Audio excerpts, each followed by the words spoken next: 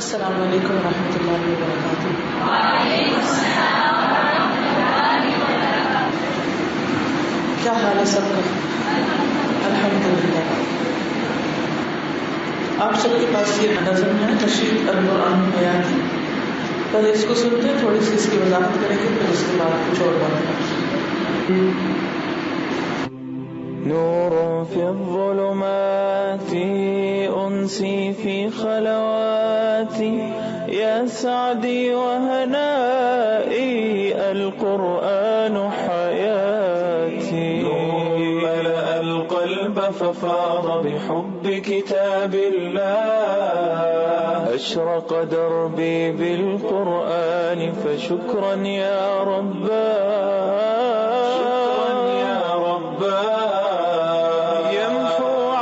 الليل المظلم يروي ظمأ الروح يجعلنا من أهل الله يطيب به المجروح هو نبراس حياة يرشدنا بهداه ملأ القلب ففاض بحب كتاب الله أشرق دربي بالقرآن فشكرا يا رباه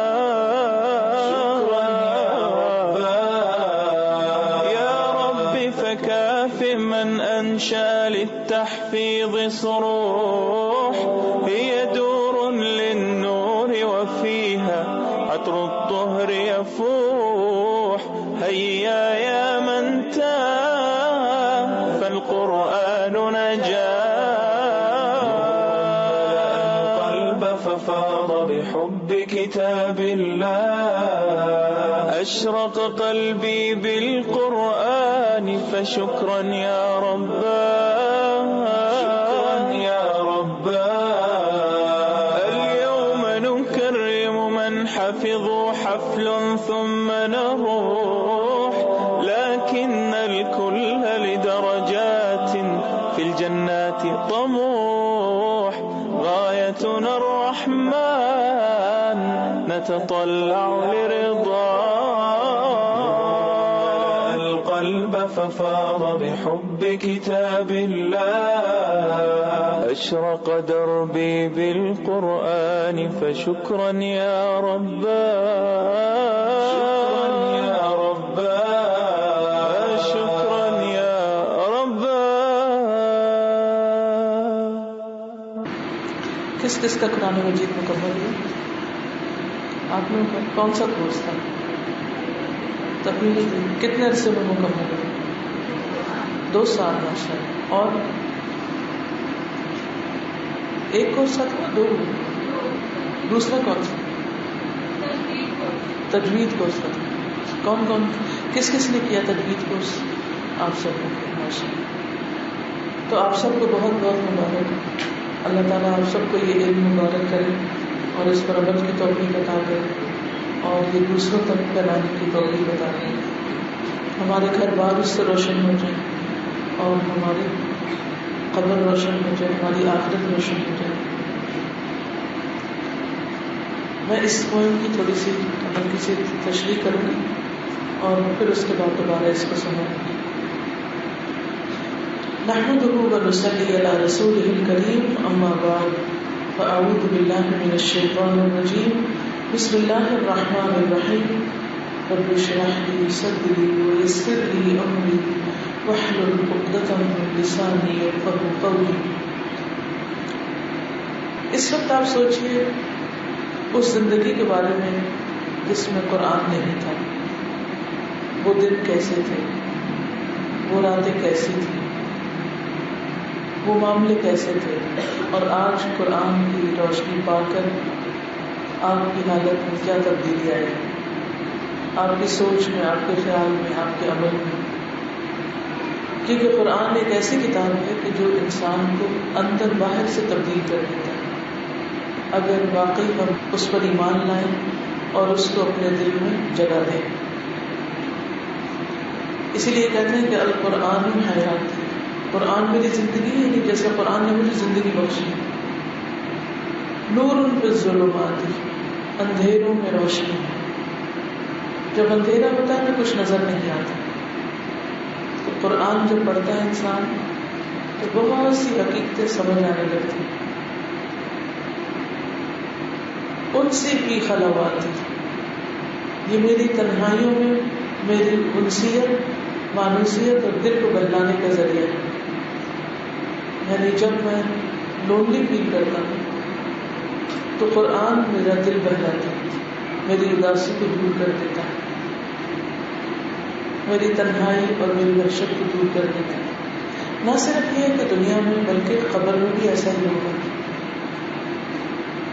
یا سعدی و ہنائی القرآن حیاتی، اے میری خوش نصیبی اور اے میری خوشحالی.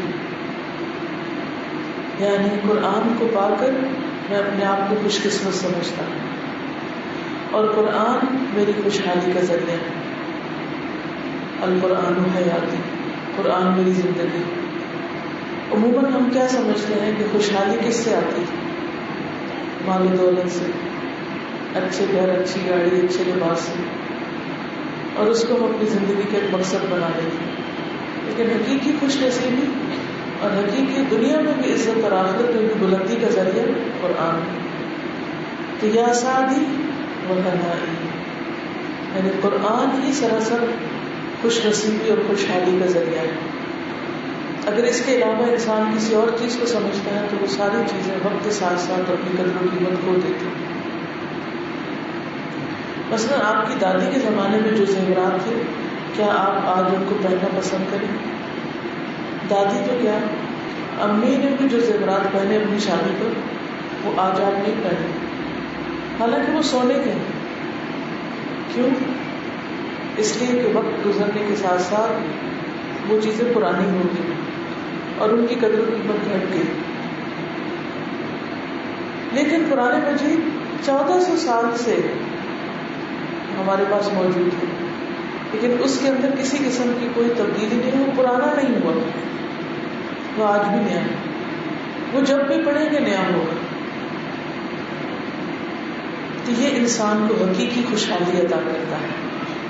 یا سعدی و ہنائی القرآن حیات، قرآن میری زندگی ہے. یعنی اس کے بغیر انسان کا دل بھی مردہ اور انسان کی سوچ بھی بیکار ہے، اور انسان کی ساری زندگی کے اندر ایک وحشت ہے، چاہے سب کچھ بھی ہو اس کے پاس پھر بھی ایک خلا ہوتا ہے. لیکن جن لوگوں کی زندگی میں قرآن ہوتا ہے وہ اس کو پڑھتے ہیں، اس کو یاد کرتے ہیں، اس کو سمجھتے ہیں، اس پر غور و فکر کرتے ہیں، اس پر عمل کرتے ہیں، اس کو دوسروں کو سکھاتے ہیں، اسے دوسروں تک پہنچاتے ہیں، تو ان کی زندگی خوف اور غم سے پاک ہو جاتی ہے. وہی زندگی اصل میں خوشحالی کی زندگی، جس میں خوف اور غم نہ ہو. ورنہ جس میں انسان کے پاس سب کچھ ہوتے ہوئے بھی ایک پریشانی اس کو لاحق رہے تو گویا وہ شخص بدنصیب ہے. القرآن حیاتی، قرآن میری زندگی.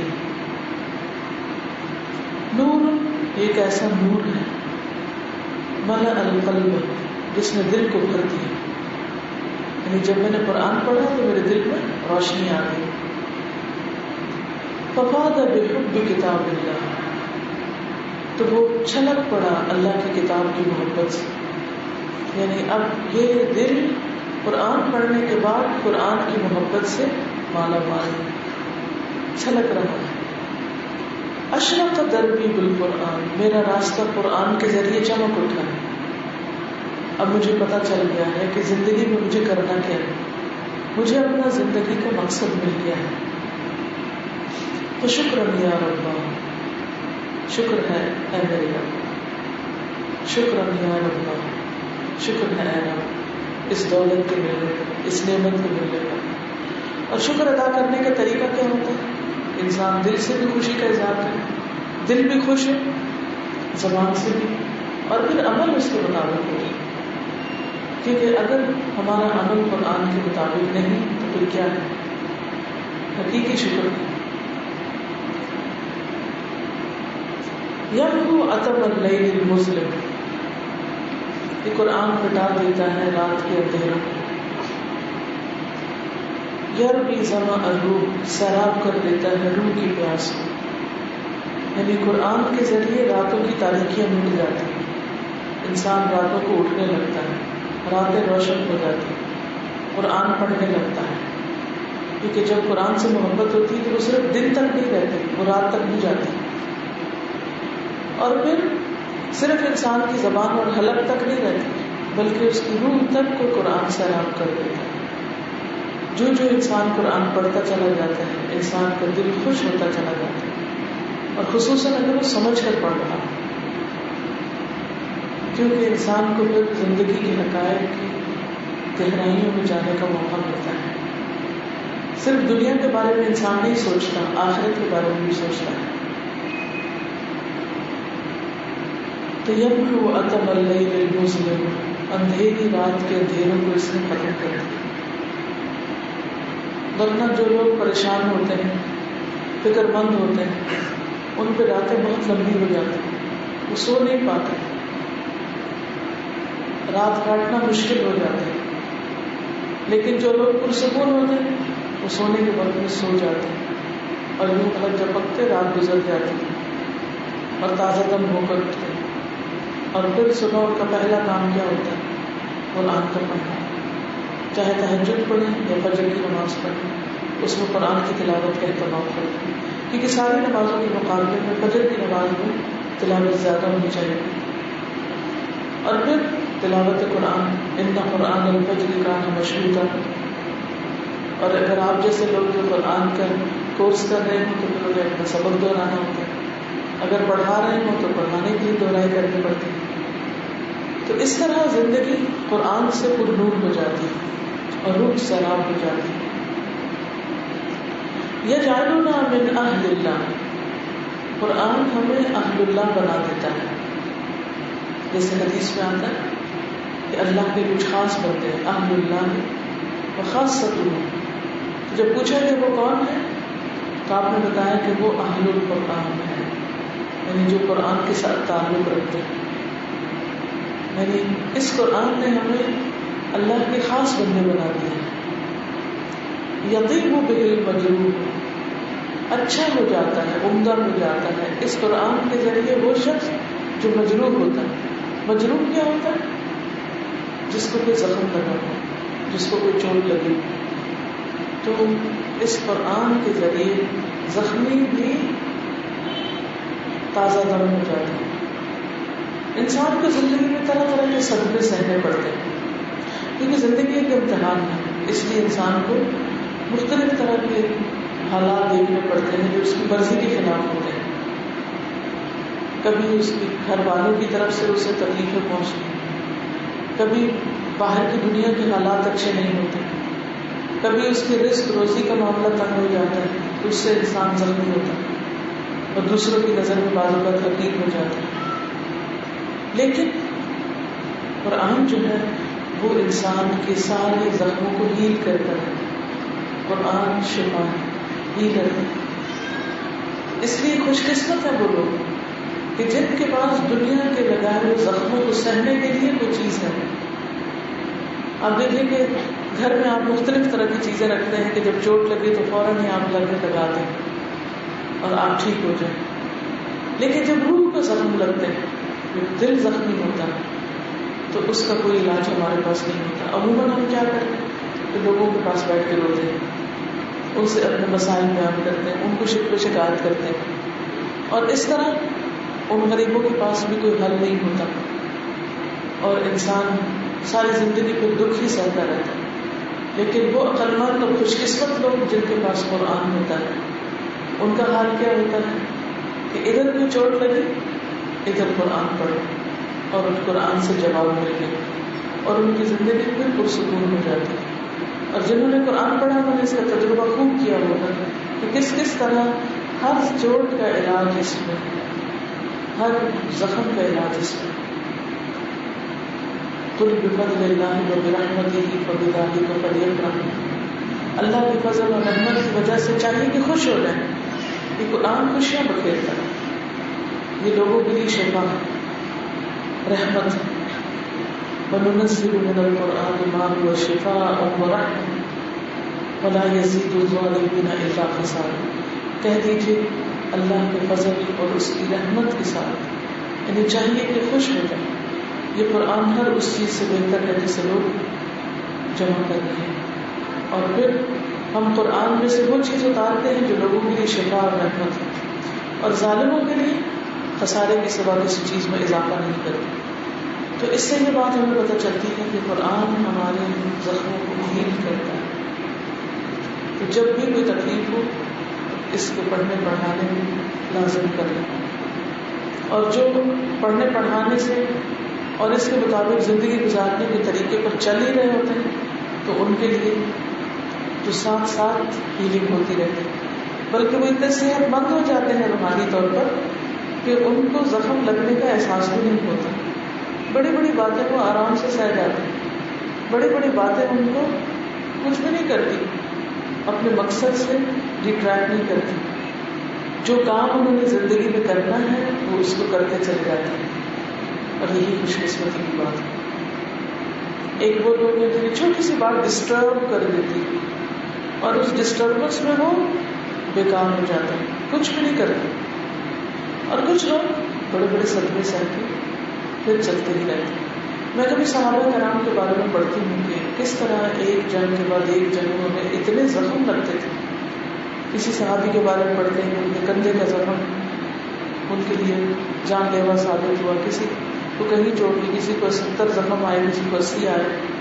میں سوچتی ہوں ہمیں ایک کٹ لگ جائے نا چھری کا تو اسی کو سہلاتے رہتے ہیں اور ہر ایک کو بتاتے رہتے ہیں یہ چھری لگ گئی تھی، چھری لگ گئی تھی.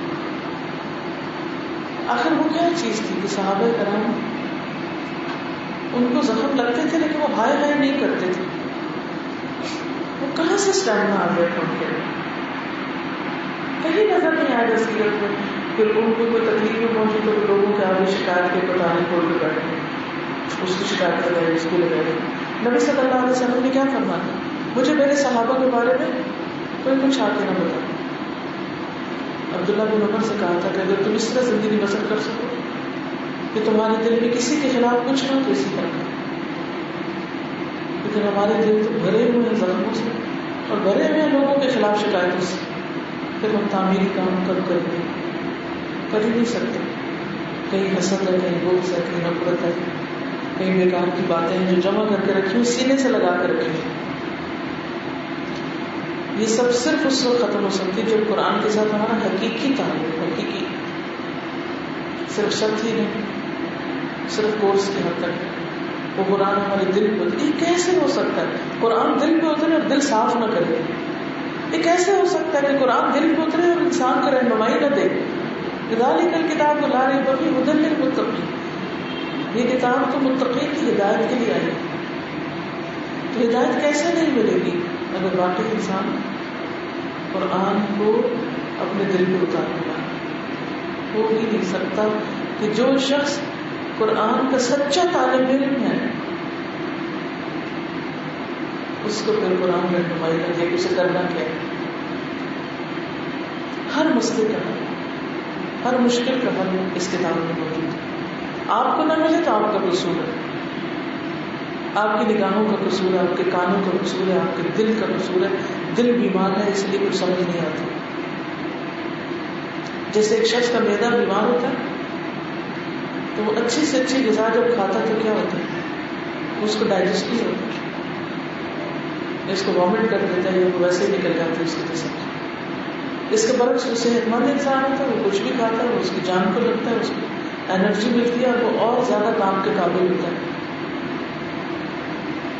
تو اسی طرح جو دل بیمار ہوتے ہیں، جن کے اندر نفاق ہوتا ہے، ان پہ جب قرآن پڑھتا ہے تو دو چیزیں ہوتی ہیں. یا تو یہ کہ ان کا نفاق دور ہو جاتا ہے کیونکہ وہ اپنا تزکیہ اور اپنی صفائی چاہتے ہیں، اور یا پھر کیا ہوتا ہے کہ ان کی بیماری بڑھ جاتی ہے.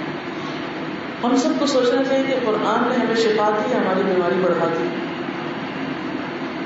فی قلوبہم مرض فزادہم اللہ مرضا. ان کے دلوں میں بیماری ہے، اللہ نے ان کی بیماری اور بڑھا دی. یہ نفاق کی علامت ہوتی ہے اگر بیماریاں بڑھنے لگیں. تو دو طرح کا عکس ہے. متقی لوگوں کو قرآن ہدایت دے دیتا ہے اور منافقوں کو مرض میں اور بڑھا دیتا ہے. ان کی گلے شکوے ساری زندگی ختم نہیں ہوتے. کیونکہ دل بیمار ہے، ہر چیز الٹی نظر آ رہی ہے. ایسے لوگوں کو قرآن سے کوئی حکمت نہیں ملتی، ان کو کوئی روشنی نہیں ملتی. جب بھی میں قرآن میں یہ آیت پڑھتی ہوں ڈر جاتی ہوں، اور خصوصاً اگر دل میں کوئی بوجھ ہو یا دل میں کسی کے خلاف کوئی شکایت ہو، بہت ڈر لگتا ہے. اور باقاعدہ دعا مانگتے ہیں اللہ میرے دل کو تندرست کر دے، کیونکہ دل کی بیماری کی علامت ہے. جو صحت مند دل ہوتے ہیں وہ مثبت سوچتے ہیں، وہ کچھ کرنے کی سوچتے ہیں، پھر ان کو کرنے کی نئی نئی راہیں نظر آتی ہیں. انہیں غموں کو سہنے کا سلیقہ آتا ہے، انہیں دوسروں کی باتیں سہنے کا سلیقہ آتا ہے. تو ہمیں دیکھنا چاہیے کہ قرآن پاک کے مکمل ہونے پر ہمارے مرض میں اضافہ ہوا یا ہمارے تقویٰ میں اضافہ ہوا. اگر تقویٰ میں اضافہ ہوا ہے تو رہنمائی ہی رہنمائی ہے، ہدایت ہی ہدایت ہے. ہر روز نیا آئیڈیا آئے گا کہ اپنے عمل کو کیسے بہتر بناؤں، اب اور کیا کروں. اور اگر بیماری ہے تو پھر بیمار انسان کا حال کیا ہوتا ہے. اگر کبھی صرف سر درد ہی ہو جائے تو آپ کو کسی کی بات سمجھ نہیں آتی. جسم کے کسی حصے میں درد ہو کوئی چیز اچھی نہیں لگتی، پیٹ میں درد ہو کوئی کھانا اچھا نہیں لگتا. اسی طرح جس کا دل بیمار ہو اس کو قرآن اچھا نہیں لگتا، اس کے پاس قرآن کے لیے وقت نہیں ہے، اس کو قرآن کی تعلیم کچھ فائدہ نہیں دیتی، کچھ سمجھ ہی نہیں آتی اس کو. تو اگر ہماری کیفیت ایسی ہے تو بہت سخت توبہ استغفار صدقہ خیرات کی ضرورت ہے کہ اللہ ہمارا تزکیہ کر دے. اور عموماً ایسا کب ہوتا ہے جب اللہ سبحانہ تعالیٰ سے زیادہ کسی انسان کی محبت ہو جاتی ہے، جب اللہ سبحانہ تعالیٰ سے زیادہ یا دین سے زیادہ دنیا کی محبت ہو جاتی ہے، جب علم سے زیادہ دنیا کی رونقوں سے محبت ہو جاتی ہے، تو قرآن اندر نہیں ہوتا، تو سمجھ نہیں آتی. جب آخرت سے زیادہ دنیا کی فکر لگ جاتی ہے، پھر اللہ بندے کو بندے کے حال میں چھوڑ دیتا ہے، اسے ان غموں کے حوالے کر دیتا ہے. تو اس لیے بہت ضروری ہے کہ یہ قرآن اس طرح پڑھا جائے کہ واقعی ہمارے لیے روشنی ہو اور ہمارے زخموں کا مداوع. وہ لباس و حیاتی، یہ میری زندگی کا چراغ ہے. یرشدنا بہداہ، اس کی ہدایت کے ساتھ ہماری رہنمائی کرتا ہے. یعنی قرآن ایک چراغ کی طرح جو اللہ کی بھیجی ہدایت کے ساتھ ہماری رہنمائی کرتا ہے. نور ملأ القلب ففاض بحب کتاب اللہ، ایسا نور جس نے دل کو بھر دیا پھر وہ اللہ کی کتاب کی محبت میں چھلک پڑا. جب کوئی چیز چھلک جاتی تو باہر گرنے لگتی ہے. بوتل اگر پانی اندر ہے اگر چھلک جائے تو کیا ہوگا؟ چھینٹے ہونے لگے. جس دل میں قرآن کی محبت ہوتی ہے پھر وہ زبان قرآن کی بات کرنے سے رہ نہیں سکتی. ہر موقع پر انسان قرآن کے مطابق سوچتا ہے، ہر موقع پر انسان قرآن کے مطابق عمل کرتا ہے، ہر موقع کے مطابق انسان قرآن کی روشنی کو دوسروں تک لے جاتا ہے، ہر ایک کو ثواب کرے. جیسے اسپرنکل ہوتا ہے اور انسان کی آنکھیں بھی بہنے لگتی ہیں، انسان کے دل کے اندر خوشبو آ جاتی ہے، انسان نرم پڑ جاتا ہے. سب سے بڑا سمبل کہتا ہے کہ انسان کے اندر عاجزی آ جاتی ہے، اپنے آپ کو کچھ نہیں سمجھتا. اشرق دربی بالقرآن، میرا راستہ قرآن کے ذریعے چمک اٹھا. فشکرا یا رب، شکرا یا رب، شکر ہے اے میرے رب، شکر ہے اے رب. یا رب، اے رب، فکافک، تو کافی جزا دے، کافی ہو جائے. من انشا، جس نے بنایا، للتحفیظ، حفظ کرنے کے لیے، سروح محل، یعنی جس نے یہ جگہ قرآن کی تعلیم کے لیے تعمیر کی، یہ سارا نظام بنایا، سسٹم بنایا، جس نے محنت کی. اشارہ ہے ان سب لوگوں کی طرف جنہوں نے آپ کے لیے تعلیم کو فیسیلیٹیٹ کیا. آپ کی سارے ٹیچرز، آپ کے سارے ایڈمن کے لوگ، آپ کے سارے مددگار جو ہر روز آتے رہے، انہوں نے اس جگہ کو صاف کیا، اسے آپ کے بیٹھنے کے قابل بنایا، اس کو سیکھنے کا انوائرمنٹ بنایا. تو یہ سب کچھ کیا ہے؟ دراصل ایک بہت بڑی محنت اور جدوجہد کا نتیجہ ہے. ایسے موقع پر جب انسان کو زندگی میں کوئی خوشی ملتی ہے تو انسان اپنے محسنوں کو نہیں بھولتا. قرآن پڑھنے والوں کو تو جزا ملے گی، ان کے والدین کو تو ملے گی، لیکن ان سب کو بھی ملے گی جنہوں نے سکھایا، جنہوں نے ماحول بنایا، جنہوں نے آپ کے پیپر بنائے، ان کو چیک کیا، رزلٹ بنایا، آپ کا سبق سنا، آپ کے ساتھ ڈسکشن کی، آپ کے سوالوں کے جواب دیے. کتنا کچھ ہوتا ہے. تو یا رب ان سب کو کافی بدلہ عطا کر. یہ دور للنوری، یہ مکانات ہیں روشنی کے، جہاں جہاں قرآن دن رات پڑھا جاتا ہے، چاہے وہ مسجدیں ہیں چاہے وہ مدرسے ہیں. جس بلڈنگ میں، جس کمرے میں، جس جگہ پر قرآن کی تعلیم دی جاتی ہے وہ لائٹ ہاؤس، روشنی کا مینار، روشنی کا گھر.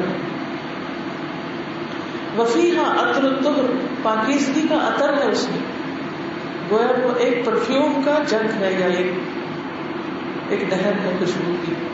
یفوہ، جو مہکتی، یعنی جب آپ اس میں جاتے ہیں تو آپ اسی طرح لطف اندوز ہوتے ہیں جیسے کوئی خوشبو سونگھ کر انجوائے کرتا ہے. تو جہاں قرآن پڑھایا جاتا ہے وہاں پر ایسی خوشبوئیں ہر طرف پھیلتی. تو یہ ماحول پیدا کرنا بے حد ضروری ہے، اور یہ تب پیدا ہوتا ہے جب ٹیچرز کے اندر پاکیزگی خیالات ہوتی ہے، آپس میں محبت ہوتی ہے، اور اسٹوڈنٹس کے اندر ایک دوسرے کی قدر اور عزت و عظمت ہوتی ہے. سب ایک گول رکھتے ہیں، ایک مقصد کے لیے آتے اٹھتے بیٹھتے ہیں، سوتے جاگتے ہیں، اور وہ قرآن کی خدمت، قرآن کی تعلیم، قرآن پر عمل اور قرآن کا پھیلانا. پھر یہ خوشبو پھیلتی ہے. یعنی جب تک وہ اندر رہتے ہیں اندر روشنی ہے، جب وہ نکلتے ہیں تو عطر جیسے بوتل کھولے تو کیا ہوتا ہے، عطر پھیل جاتا ہے. تو اب آپ سب کیا ہیں، اب آپ ادھر ادھر بکھر جائیں گے، پھیل جائیں گے. تو آپ کے ساتھ جہاں جہاں جائیں گے خوشبو کی لپٹیں جائیں گے، قرآن کی روشنی. کیونکہ قرآن پڑھنے والوں کا بولنا بھی اور طرح ہوتا ہے، سوچنا بھی اور طرح ہوتا ہے، اٹھنا بیٹھنا اور طرح ہوتا ہے، چلنا پھرنا اور طرح. وہ ان لوگوں کی طرح نہیں ہوتا جو پڑھے ہوئے نہیں.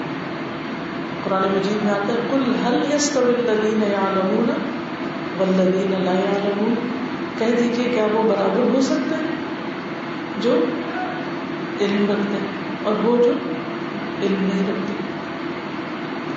آپ لوگوں کو اپنے پورے گھرانے سے مختلف ہونا چاہیے، آپ کا اخلاق سب سے اچھا ہونا چاہیے، آپ کو دوسروں کے لیول پہ نہیں اترنا، آپ کو نیچے نہیں گرنا، آپ کو زمانے کے فیشن اور ٹرینڈ نہیں فالو کرنے، ان لوگوں کو اپنے راہ پہ لگانا. آپ کیا پسند کریں گے؟ آپ لوگوں کے پیچھے چل پڑے جنہوں نے قرآن نہیں پڑھا ہوا، جو وہ پہنتے ہیں ویسا آپ پہننے لگے. جس طرح وہ چلتے پھرتے جانوروں کی طرح کھا رہے ہیں آپ بھی ایسا کریں، جیسی بولی وہ بولتے ہیں آپ بھی ایسے بولیں. ایسا کرنا چاہتے ہیں ہر کسی. قرآن پڑھنے والے کی زبان اور طرح ہوتی ہے، اس کی سوچ اور طرح ہوتی ہے، اس کی رائے اور طرح ہوتی ہے، اس کا معاملہ اور طرح ہوتا ہے، اس کی راتیں اور طرح ہوتی ہیں، اس کے دن اور طرح ہوتے ہیں، اس کی صبح اور شامیں اور طرح ہوتی ہیں. وہ بامقصد زندگی گزارتے ہیں، وہ کچھ کرتے ہوئے وقت استعمال کرتے ہیں. تو یا آپ فالوور بنیں گے یا لیڈر بنیں گے، یاد رہے گی بات. یہاں سے نکلنے کے بعد یا آپ فالوورز ہیں یا لیڈر ہیں. فالوور کس کے؟ رسم و رواج کے، خاندانی ٹرینڈس کے. وہ میری بہن نے ایسا کیا تھا مجھے بھی کرنا پڑ رہا، وہ ہمارے خاندان میں ایسا ہوتا مجھے بھی کرنا ہے، میرے سسرال ایسا کرتے، میرے اماں ابا ایسا کرتے. نہیں، ہمیں دیکھنا ہوا قرآن کیا کہتے، سنت کیا کہتے، نبی صلی اللہ علیہ وسلم کیسے کرتے. ماں باپ بڑے ہیں یا نبی صلی اللہ علیہ وسلم؟ کون بڑے؟ بتائیے کون بڑے؟ نبی صلی اللہ علیہ وسلم. ہمیں ان کے طریقے پر چلنا. وہاں کیا ہوتا تھا کسی بھی موقع پر جب تک وہ طریقہ اختیار نہیں کریں گے کامیابی نہیں حاصل ہو سکتی, وہ مقام حاصل نہیں ہو سکتا. ہم نے اپنی زندگی کو ڈیوائڈ کر رکھا, یہ دین ہے یہ دنیا. دین میں ایک رسمی سا تعلق قائم کر لیتے ہیں یا پھر اس کو ایک خاص ریچول کے طور پہ لے لیتے ہیں, اور جب ادھر سے فارغ ہوتے ہیں تو وہ سب لباس اتار دیتے ہیں, ایک اور نئے روپ میں آ جاتے ہیں. تو یہ دو رنگی اچھی ہے. ہر جگہ بامقصد انسان نظر آئے. آپ جب یہ چیز آپ کے دل کو چمٹ گئی لگ گئی تو پھر ہر چیز میں وہ جھلکنی چاہیے, کیونکہ نا کہ نور ملا القلب, دل بھر گیا نا نور سے, پھر وہ دل اور لوگوں کی طرح نہیں ہو سکتا جو دنیا کی محبت سے بھرے ہوئے. پھر آپ کی نگاہیں کہیں اور ہوگی, آپ کی منزل کوئی اور ہوگی, آپ کچھ اور حاصل کرنے کے لیے تڑپ رہے ہوں گے, بھاگ رہے ہیں. اور اللہ پھر آپ کی زبان میں بھی برکت ڈالے گا, آپ کے کاموں کو بھی بڑھائے گا. ہر چیز کے اندر خیر ہی خیر ہے, ایسی خیر ہے کہ جس کا آپ تصور بھی نہیں کر سکتے.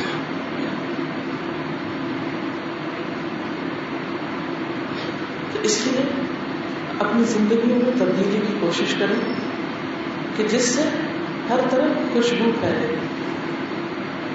آپ کہیں بھی جائیں تو دیکھیں کہ آپ وہاں کیا تاثر چھوڑ کر آئے.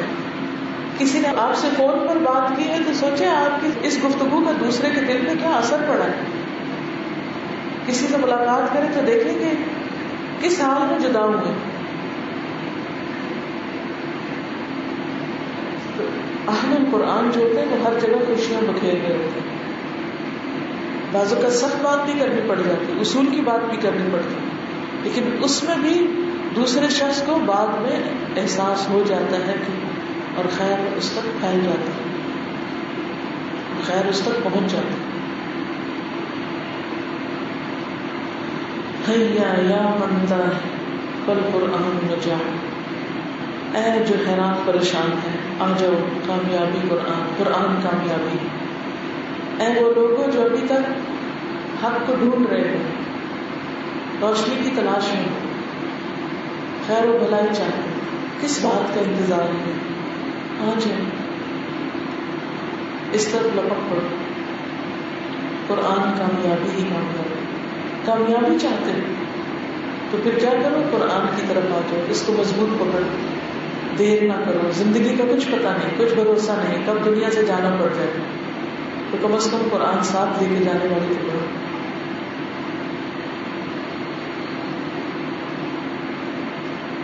ہم سب اپنی زندگی میں جا رہے ہیں کہ کتنی تڑپ ہے ہمارے اندر اس کو مضبوط پکڑ کے رکھنے اور پھر اسے دوسروں تک لے جانے کی. اگر قرآن پڑھ کر بھی کامیابی حاصل نہیں ہو رہی تو دراصل میں پڑھا ہی نہیں. یہ ہو نہیں سکتا کہ جو شخص اس کو صحیح حق دے کے پڑھے پھر وہ کامیاب نہ ہو, یہ نہیں ہو سکتا. یہ کامیابی کا راستہ ہے, کیونکہ جہاں آتا ہے نا ذالک الکتاب لا ریب فیہ ھدی للمتقین, وہاں آخر میں بھی آتا ہے اولئک علی ھدی من ربہم واولئک ھم المفلحون, کہ یہی لوگ اپنے رب کی طرف سے آئی ہوئی ہدایت پر ہیں, یعنی قرآن پر ہیں. واولئک ھم المفلحون, اور یہی لوگ دراصل کامیاب ہونے والے ہیں. کیوں؟ اس لیے کہ جب یہ ہدایت ملی تو کیا ہوا, ان کا ایمان بڑھا, یؤمنون بالغیب, ان کی نمازیں اچھی ہوئی, ویقیمون الصلاۃ, ان کا صدقہ خیرات زکوٰۃ بہتر ہوئی, ومما رزقناہم ينفقون, ان کا تاریخ کا مطالعہ بہتر ہوا, والذین یؤمنون بما انزل الیک وما انزل من قبلک, نبی صلی اللہ علیہ وسلم کی سنت پر عمل کرنے والے اور پہلی کتابوں پر ایمان لانے والے, جن کے اندر یہ کوالٹیز پیدا ہو جائیں, جن کے اندر وسعت نظر آ جائے, پھر وہ کامیاب ہے. نور ملا القلب وفاد بحب کتاب اللہ, ایسا نور جس نے دل کو بھر دیا, پھر اللہ کی کتاب سے چھلک اٹھا, اللہ کی کتاب کی محبت سے چھلک اٹھا. اشرف قلبی بالقرآن فشکرا یا رب, شکرا یا رب, میرا دل قرآن سے چمک گیا, شکر ہے اے رب, شکر ہے اے رب. الیوم آج نکرم ہم عزت بخشیں اعزاز بخشیں گے من حفظوا جنہوں نے حفظ کیا یعنی جنہوں نے قرآن کو یاد کیا اس کا ترجمہ یاد کیا اس کے امتحان دیے اس کو پاس کیا. اس کا مطلب ہوتا ہے حفاظت کرنا سمیٹنا. تو اس تحفیظ کے لیے بھی آتا ہے کہ قرآن کو میمورائز کر کے اور پھر اس کے ساتھ ساتھ کسی بھی طرح آپ نے اس کے علم کو سمیٹا. ہم ان کے اعزاز میں تقریب منعقد کریں گے. آج یہ تقریب آپ کے اعزاز میں منعقد کی ہے یہ اسی خوشی میں ہے کہ آپ نے قرآن کو مکمل کیا ہے اور میں بھی جو آپ کی خدمت میں حاضر ہوئی ہوں تو آپ کو عزت بخشنے کے لیے کہ آپ نے واقعی بڑا کام ہے. ثم نروح پھر ہم چلے جائیں گے سب الگ الگ جدا ہو جائیں گے. لیکن الکل لیکن ہم سب کے سب لدرجات فی الجنات تمام جنت میں درجوں کی تمنا رکھیں گے. اس پر نظر رکھیں کہ ہم سب جنت میں ایک دوسرے سے ملاقات کریں اور اس میں عالی مقام حاصل کریں. یعنی قرآن پڑھ کے دنیا کمانے کے لیے نہیں نکل پڑیں گے بلکہ قرآن سیکھ کر آخرت کے بلند درجات کی تمنا لیے ہوئے یہاں سے جائیں گے. غایتنا الرحمن ہماری غایت ہمارا مقصد اور ہمارے منزل رحمان ہے اللہ کی رضا اور اللہ کی محبت. نتطلع لرضا ہم اس کی رضا اس کی پسند کی طرف جھانکتے رہتے ہیں دیکھتے رہتے ہیں کہ ہمارا رب راضی ہے. ہم اپنے دلوں کا جائزہ لیتے رہتے ہیں کہ ہم جو کچھ بھی کر رہے ہیں کیا اس سے ہمارا رب راضی ہے. یعنی ہماری سب سے بڑی فکر یہ کیا آپ کی بھی ہے کہ اللہ تعالیٰ خوش ہوتے ہیں. نور ملأ القلب ففاض بحب کتاب اللہ اشرق دربی بالقرآن فشکرا یا ربا شکرا یا ربا. ایسا نور جس نے دل کو بھر دیا پھر وہ اللہ کی کتاب کی محبت سے چھلک پڑا. اس نے میرے راستے کو قرآن کے ذریعے چمکا دیا. اے میرے رب میں تیرا شکر ادا کرتا ہوں اے میرے رب میں تیرا شکر ادا کرتا ہوں. یعنی قرآن کا نور ایسا ہے جس نے زندگی کی راہوں کو روشن کر دیا ہے. سب کلیئرلی پتہ چل گیا ہے کیا کرنا ہے کیا نہیں کرنا. تو اللہ تعالیٰ سے دعا ہے کہ وہ ہمیں واقعی ایسا بنا دے جیسے اہل القرآن ہوتے ہیں. اخلاق میں معاملات میں عبادات میں ایمان میں ہر چیز میں. اب آپ اس فون کو دوبارہ سنیں گے غور کریں گے اور جہاں پر یہ لفظ آتا نا شکرا یا ربا تو اس کو سب مل کر بلند آواز سے بولیں گے. ٹھیک ہے سنیے. نور في الظلمات أنسي في خلواتي يا سعدي وهنائي القرآن حياتي. ملأ القلب ففاض بحب كتاب الله أشرق دربي بالقرآن فشكرا يا ربا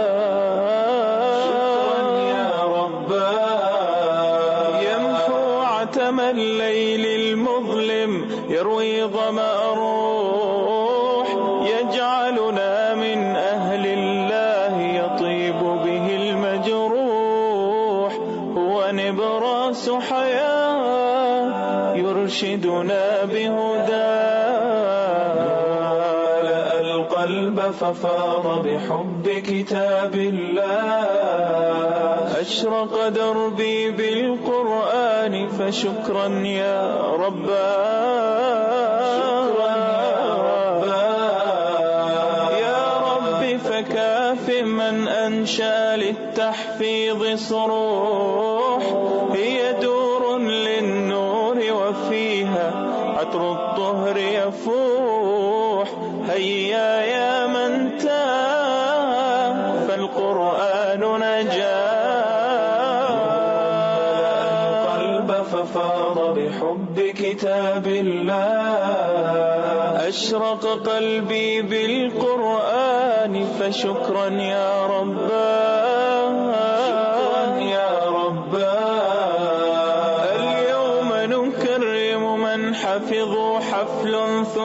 دون الروح لكن الكل لدرجات في الجنات طموح غايتنا الرحمن نتطلع لرضاه القلب ففاض بحب كتاب الله أشرق دربي بالقرآن فشكرا يا ربا شكرا يا ربا.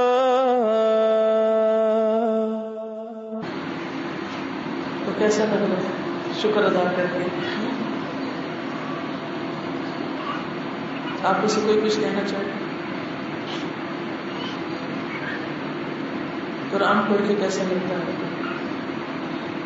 کیونکہ جب دل میں محبت ہوتی ہے تو چھلک پڑتی ہے، وہ سوچنا تھوڑی پڑتا ہے، تو خود بخود بہنے لگتی ہے. السلام علیکم. میں قرآن پڑھنے سے پہلے ایسے ہی دیر بعد یہ بتا رہے تھے. جب میں نے قرآن پڑھا مجھے بہت روشنی ملی، مجھے دل کو سکون ملا، اطمینان ملا. تو مجھے فرصت ہی نہیں ہوتی تھی کہ کسی غم کسی صدمے کی طرف سوچوں. میں اکیلی تھی، ویسے تو ساتھ تھے سب لیکن اپنے اندر سے اکیلی تھی. کوئی مصروفیت نہیں تھی، کوئی اولاد نہیں تھی. بس قرآن جب پڑھا میں تو مجھے ضرورت نہیں ہوتی تھی کسی کی، میں بس اپنے مصروف رہتی تھی. کوئی کچھ بھی کہتا رہے، کتنے مسائل بھی آئے اس کے ساتھ، گھریلو بھی ویسے بھی. تو بہت مجھے اس میں قرآن پہ پڑھنے آتی تو مجھے اس میں اتنے جوابات میرے اپنے حل کے لیے مل جاتے تھے کہ مجھے اس کے بعد کسی چیز کی ضرورت نہیں رہتی تھی. بس ابھی بھی میرا بہت دل چاہتا ہے کہ میں آگے بھی کچھ کروں اور اللہ مجھ سے اپنے دین کا کام کرے. اور جب تک آپ قرآن کے ساتھ مصروف رہیں گے یہی بات ہوگا، اس سے بہتر ہوگا، اس سے بہتر.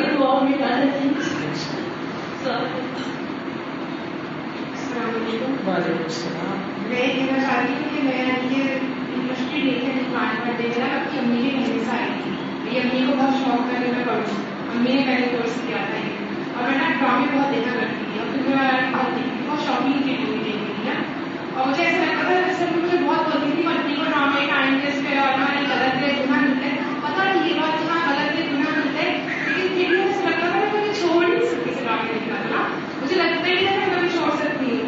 لیکن معاشرے سے قرآن پڑھائی کی طاقت ہے کہ میں نے چھوڑ نہیں دیا. اور اتنا اطمینان سا ہے کہ بس اگر ہوتا بھی نہیں کہ دیکھوں. اور مجھے بہت خوشی ہے کہ میں نے کورس پورا کیا.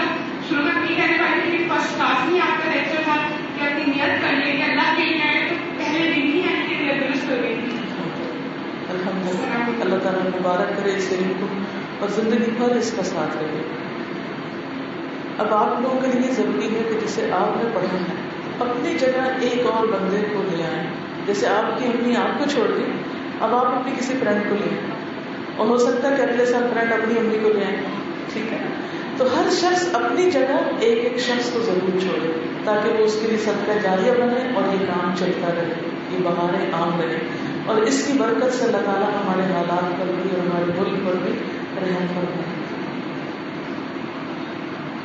پڑھ کے ایسا لگا کہ ہم یہ سوچ رہے ہوتے ہیں دین کی طرف آئے ہیں تو آزمائشیں ہی آزمائشیں اور صرف آزمائشیں. لیکن میں یہ سوچ رہی تھی کہ قرآن پڑھنے سے آزمائشوں کا تعلق ہے ہی نہیں. آزمائشیں جو اللہ نے لکھی ہے وہ تو آنی ہے، لیکن جو قرآن کا تعلق ہے نا بس قرآن کے تعلق سے ہوتا ہے کہ ہمیں راضی ملتی ہے. اور اگر اس قرآن سے تعلق نہ ہو تو واقعی اس لگتا ہے کہ ہم پاگل ہو جائیں. بالکل ایسے کتنے ہی لوگ ہیں دنیا میں جو ڈپریشن کا شکار ہیں، جو اندر کی تنہائی کا شکار ہے، جسے انہوں نے کہا کہ یوں لگتا ہے جیسے ہمارا کوئی نہیں دنیا میں اور ہمیں کوئی پوچھتا نہیں اور لو سیلف اسٹیم کا شکار ہے. لیکن قرآن پورا پرسپیکٹو چینج کر دیتا ہے، ہر چیز میں تبدیلی آ جاتی ہے، سوچ ہی بدل جاتی ہے، لوگوں کی ضرورت ہی نہیں رہتی اس طرح. اللہ سبحانہ و تعالیٰ کے ساتھ جب مضبوط کنیکشن ہوتا ہے تو پھر انسان اللہ کی خاطر لوگوں کو بھی چاہتا ہے. ورنہ پہلے کیا ہوتا ہے، لوگ ہمارا مقصد ہوتے ہیں، لیکن جب قرآن پڑھنے کے اندر اللہ کی خاطر اللہ کے بندوں سے محبت ہوتی ہے. اس میں بھی ایک عجب پھر ہوتا ہے کیونکہ توقع نہیں پھر رہتی، انسان کی کوئی ایکسپیکٹیشن نہیں ہوتی، اور یہ چیز انسان کو غموں سے آزاد کر دیتی ہے. قرآن ہم سب کو فوکسڈ بناتا ہے اور یقیناً ہم سب کی منزل ایک ہے، اور علم کا جو نور ہے وہ بغیر اللہ کا مشقت کے حاصل نہیں ہوتا. کوئی بھی شخص خواہ کوئی بلڈر ہو، خواہ کوئی چڑیا ہے، اپنا گھونسلہ بناتی ہے، دن کے اکٹھے کر کے بناتی ہے نا گھونسلہ، بلڈر کتنی محنت کر کے، اور وہ کنسٹرکشن اور کتنا ایک لمبا پروسیس ہوتا ہے، ایک محنت کے ذریعے ایک بلڈنگ ایک گھر بنتا ہے.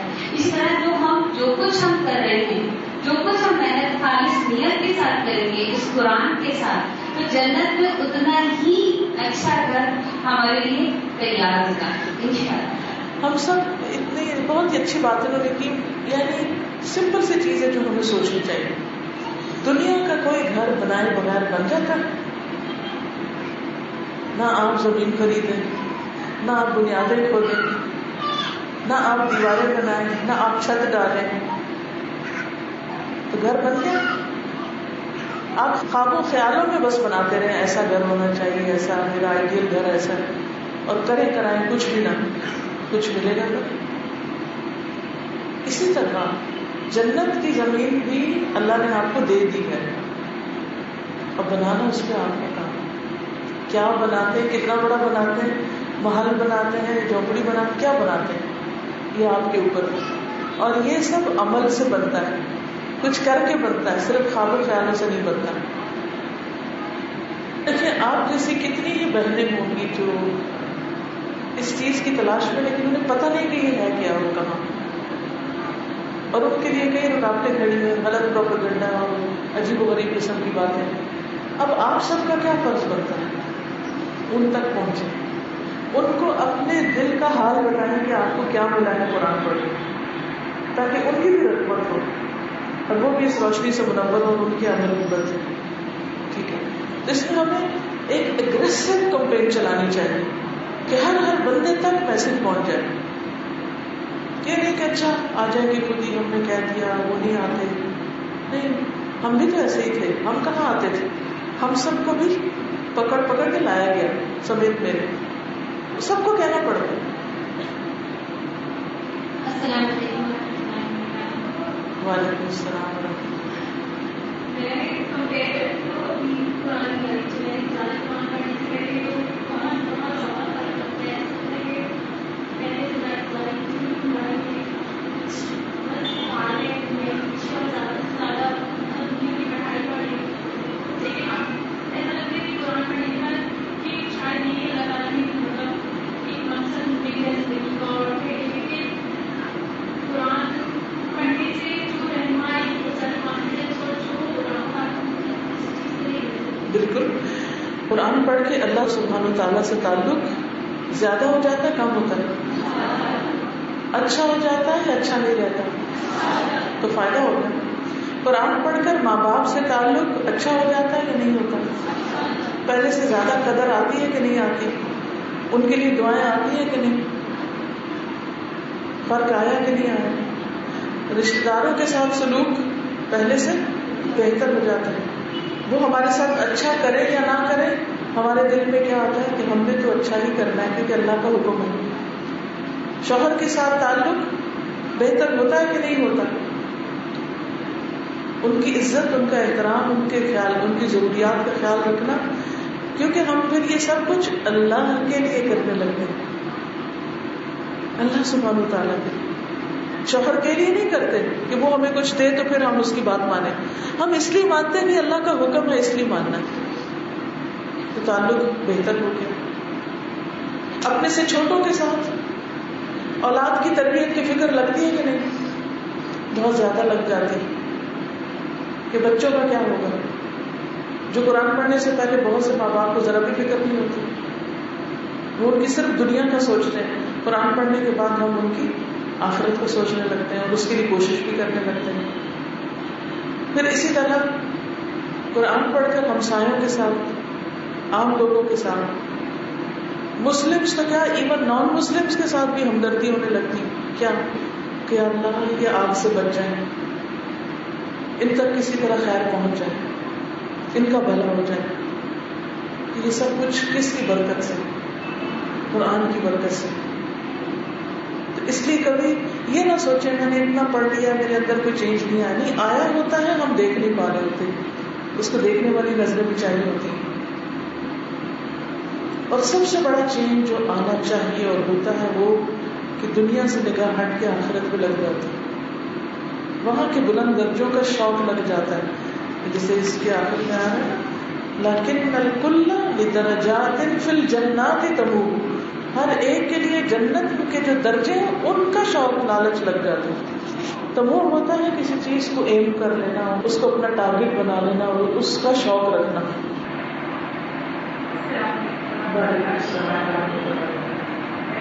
آپ کی تعلیم میں بہت ہائیڈریٹ ہوئی ہے، وہ تعلیم بھی حاصل کی اور لوگوں کو اس وقت پتا ہے بہت عزت بھی ہوئی. لیکن اس نشید کے ذریعے بات عزت ملی ہے، اس سے پہلے میں نے کبھی بھی محسوس نہیں کی کہ اللہ نے ہمیں اس قابل کیا کہ ہم یہاں تک پہنچے. اور اس نشید میں ہماری مکمل پیغام ہے کہ تکمیل تو ہے ہی نہیں، یہ تو آغاز ہے. اللہ نے ہمارے پر اتنی بھاری ذمہ داری ہے، بڑی ذمہ داری ڈالتی ہے کہ ہمیں اس کو انشاءاللہ پورا کرنا ہے اپنی نسلوں تک اور اس کے آگے جہاں تک ہم پہنچا سکتے ہیں. اسکولوں میں جایا کریں. اللہ نے آپ کو علم دیا ہے تو اسکول میں کالجز میں خود ان سے ٹائم لے کے اپوائنٹمنٹ لے کے ان سے کہیں کہ مجھے تھوڑا سا موقع دے کہ میں بچوں کو کچھ سکھاؤں، میں اسمبلی پروگرام کر سکتی ہوں، میں آپ کے جو ٹیچرز آف ہو تو میں آ کے کلاس لے سکتی ہوں. میں نہیں یوں سمجھے کہ نیکیاں کمانے کے موقع اللہ نے آپ کو دے دی، ایک کی دے دی اور ہر جگہ اپنی سروسز آفر کیا کریں. تو انشاءاللہ کیا ہوگا، لوگ آپ کو اگر 2 انکار کریں گے نا تو 4 ویلکم بھی کریں گے اور اس طرح خیر پہنچتی جائے گی. دیکھیے جب تک لوگوں کو خیر کا پیغام پہنچے گا نہیں وہ کیسے اس طرح آئیں گے، کیسے آئیں گے؟ اگر مجھے کوئی نہیں بتاتا تو مجھے کچھ سے خواب تھوڑی آنا تھا کہ قرآن بھی ہوتا ہے اور اس کے یہ اور یہ فائدے. کسی نے بتایا تو پتا چلا نا. تو آپ کے اندر شدید ریس ہونی چاہیے اور اس طرح آپ کا عمل بھی آسان ہو جائے گا. کیونکہ جب وہ ماحول کو ساتھ لاتے ہیں تو ماحول بن جاتا ہے، اس ماحول میں عمل آسان ہو جاتا ہے، ان کی دعائیں ملتی ہیں، توفیق زیادہ ملنے لگتی ہے.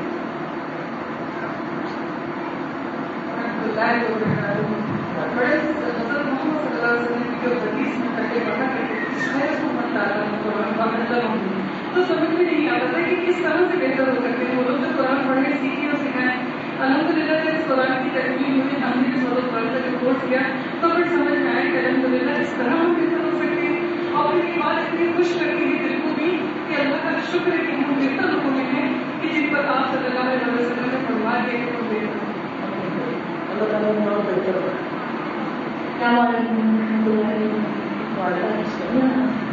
ان کی جو نشید آج ہم نے پڑھی اس سے پہلے جو آیات میں مجھے دی گئی ان کی طرف زیادہ میں چاہ رہی تھی اس کی طرف کی مائنڈ ہوں. اچھا اس وقت تو سب کا جو جوش ہوتا ہے، ہم ان لوگوں سے جو قرآن پڑھ کے کافی عرصہ ہو گیا اور الحمدللہ جو تھوڑا بہت پریشر ہے ہوتا یہ ہے کہ جب اس وقت جو جوش ہے، جو جذبات ہیں، جو خیالات اور احساسات سب عروج پر ہیں الحمدللہ.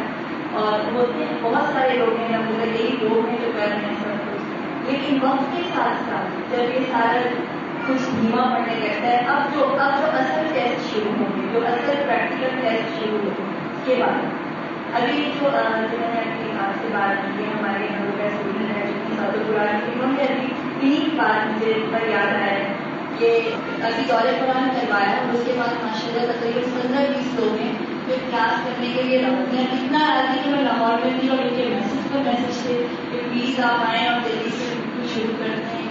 اس کے بعد ہمیں یہاں پہ ٹیبل کہ جو ٹیچرز ہیں وہ ٹیسٹ دیں گے، سب کچھ کریں گے. اور ساتھ ہی یہ بات ہے کہ ہمارے پاس لوگ ہیں. آج مجھے یہی بات سب سے صرف گزارش کرنی ہے کہ یاد دہانی کرنا ہے کہ ہم سب لوگ بہت سارے جذبات خیالات احساسات بالکل سچے دل کے ساتھ دیکھیں، لیکن اصل آزمائش وہی آ رہی ہے جو آپ بالکل فرما رہے ہیں کہ پہنچانا. کتنے لوگ ہوں گے ایک ایریا میں؟ صرف 3 نہیں، اتنا بڑا ایریا پرٹیکولر ایریا، وہاں پہ کتنے لوگ ہیں؟ ایک بلاک میں 3 ٹیچر، ایک بلاک میں 3 ٹیچر اور ماشاء اللہ پڑھنے والے نکلتے چلا. پہلے ہم پڑھنے والے ڈھونڈا کرتے تھے اور ہمیں پڑھانے والے، کیونکہ ہر ایک کے پاس کچھ مجبوریاں بھی ہیں. لیکن وہی لوگ جو کہ الحمدللہ اتنی سارے کو کر کے اور ان کے پاس بھی کچھ مصروفیات کم ہیں، وہ کچھ اگر ابھی سے اپنا اسکیڈول ہدف نہیں ہے تو یہ سب کام اتنا آسان نہیں ہے جتنا نظر آتا ہے. کیونکہ اس کا اجر بہت بڑا ہے. جتنا جس کام کا اجر بڑا ہوتا ہے اس کے لیے محنت بھی اتنی چاہیے. استقامت بھی جو ہے نا، یہ ہم نے دعا کرنی ہے کہ استقامت بھی اگر استقامت کے لیے کوشش بھی کرنی ہے، دعا بھی کرنی ہے، اور یاد دہانی بھی ایک دوسرے کو کروانی ہے، وتواصوا بالحق وتواصوا بالصبر. کیونکہ اگر ابھی سے آپ نے کچھ کرنے کا منصوبہ نہیں بنایا تو جو پڑا ہوا وہ بھی بھول جائے گا.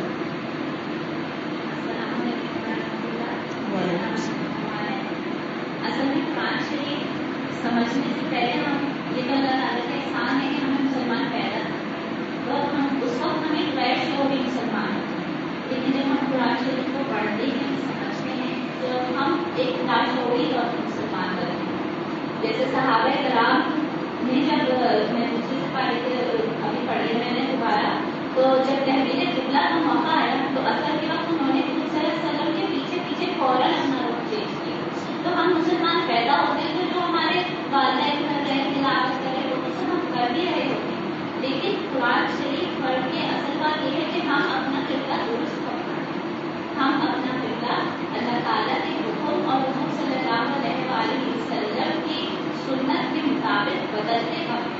ہم اس میں کتنی تعبیریں پیش کرتے ہیں، ہم اس میں کتنا اتباع کرتے ہیں. اصل میں قرآن شریف سمجھ کے ہمارا عمل یہ ہونا چاہیے کیونکہ مسلمان کو اللہ تعالیٰ کا احسان ہے کہ ہم پیدا ہوئے ہیں. دوسری یہ کہ میں نے رمضان میں کوشش کی، میں نے تفسیر کو سب تلاوت کے ذریعے سے پیش کیا ہے. تو میں نے رمضان میں اپنے میرے جو آس پاس لوگ ہیں ان کے پاس سب کو گھر سے نکل نہیں سکتے، تو میں نے رمضان میں کوشش کی کہ رمضان میں سب کے پاس مصروفیت کا بنانا ہوتا ہے. تو میں نے ایک میرا سجیشن ہے، میں نے شروع کیا ہے آپ سے جاننا چاہوں گی کہ واٹس ایپ پہ میں نے گروپ بنایا ہے میرا جینا میرا مرنا اللہ کے. اس میں نے 1 پارا 1 ویک ایک قرآن شروع کیا ہے جس میں آپ کی تفصیل یا ویب سائٹ سب کو دیتی ہے یا سیریز دیتی ہے، اور اپنے گھر بیٹھے ہوئے ایک ہفتے میں آپ ایک بارے کا تفصیل سنیں مختصر تفصیل، اور پھر اینڈ آف دا ویک یعنی منڈے کو سب اپنے اپنے وائس میسج پہ یا لکھ کے اپنے اپنے سجیشن. تو ماشاء اللہ بھی شروع کیا ہے رمضان کے بعد دوسرا سپارہ ہو گیا، دوسرا سپارہ ہم اسٹارٹ کر رہے ہیں. تو یہ کہ گھر سے تو نہیں نکل سکتے، چھوٹے بچے مصروفیت ہیں، میری سب زیادہ فرینڈس اور بہنیں وغیرہ بھی یہی ہے، لیکن ہم لوگ میں چاہ رہی تھی ایک دفعہ ہم لوگ اس طرح قرآن شریف سے گزر ہیں. پھر اللہ تعالیٰ یہ معجزہ ہے، پھر انسان کے دل میں کچھ شوق پیدا ہوتا ہے، پھر ڈالنے نہیں کرتی آپ ایک قدم بڑھاتے ہیں تو اللہ تعالیٰ آپ کا ہاتھ پکڑ لے. تو پتہ نہیں اس طرح تبدیلی لانے کے لیے ہم لوگ اور اچھی طریقے سے آپ نے بہت اچھی بات کی. لاسٹ ٹائم جب میں یہاں سے گئی تھی اور پھر رمضان سے پہلے میں ملائیشیا گئی تھی، تو وہاں پر ہماری ایک ایکس اسٹوڈنٹ ہوئی جو دبئی میں پڑھی تھی، اور ان کا طریقہ کیا تھا کہ وہ پہلے ہندو تھی، انڈیا سے، ان کو اسلام کے بارے میں کچھ پتہ نہیں. اتفاق سے ان کے والد مسلمان ہو گئے لیکن انہوں نے اپنے بچوں کو کچھ بھی نہیں بتایا.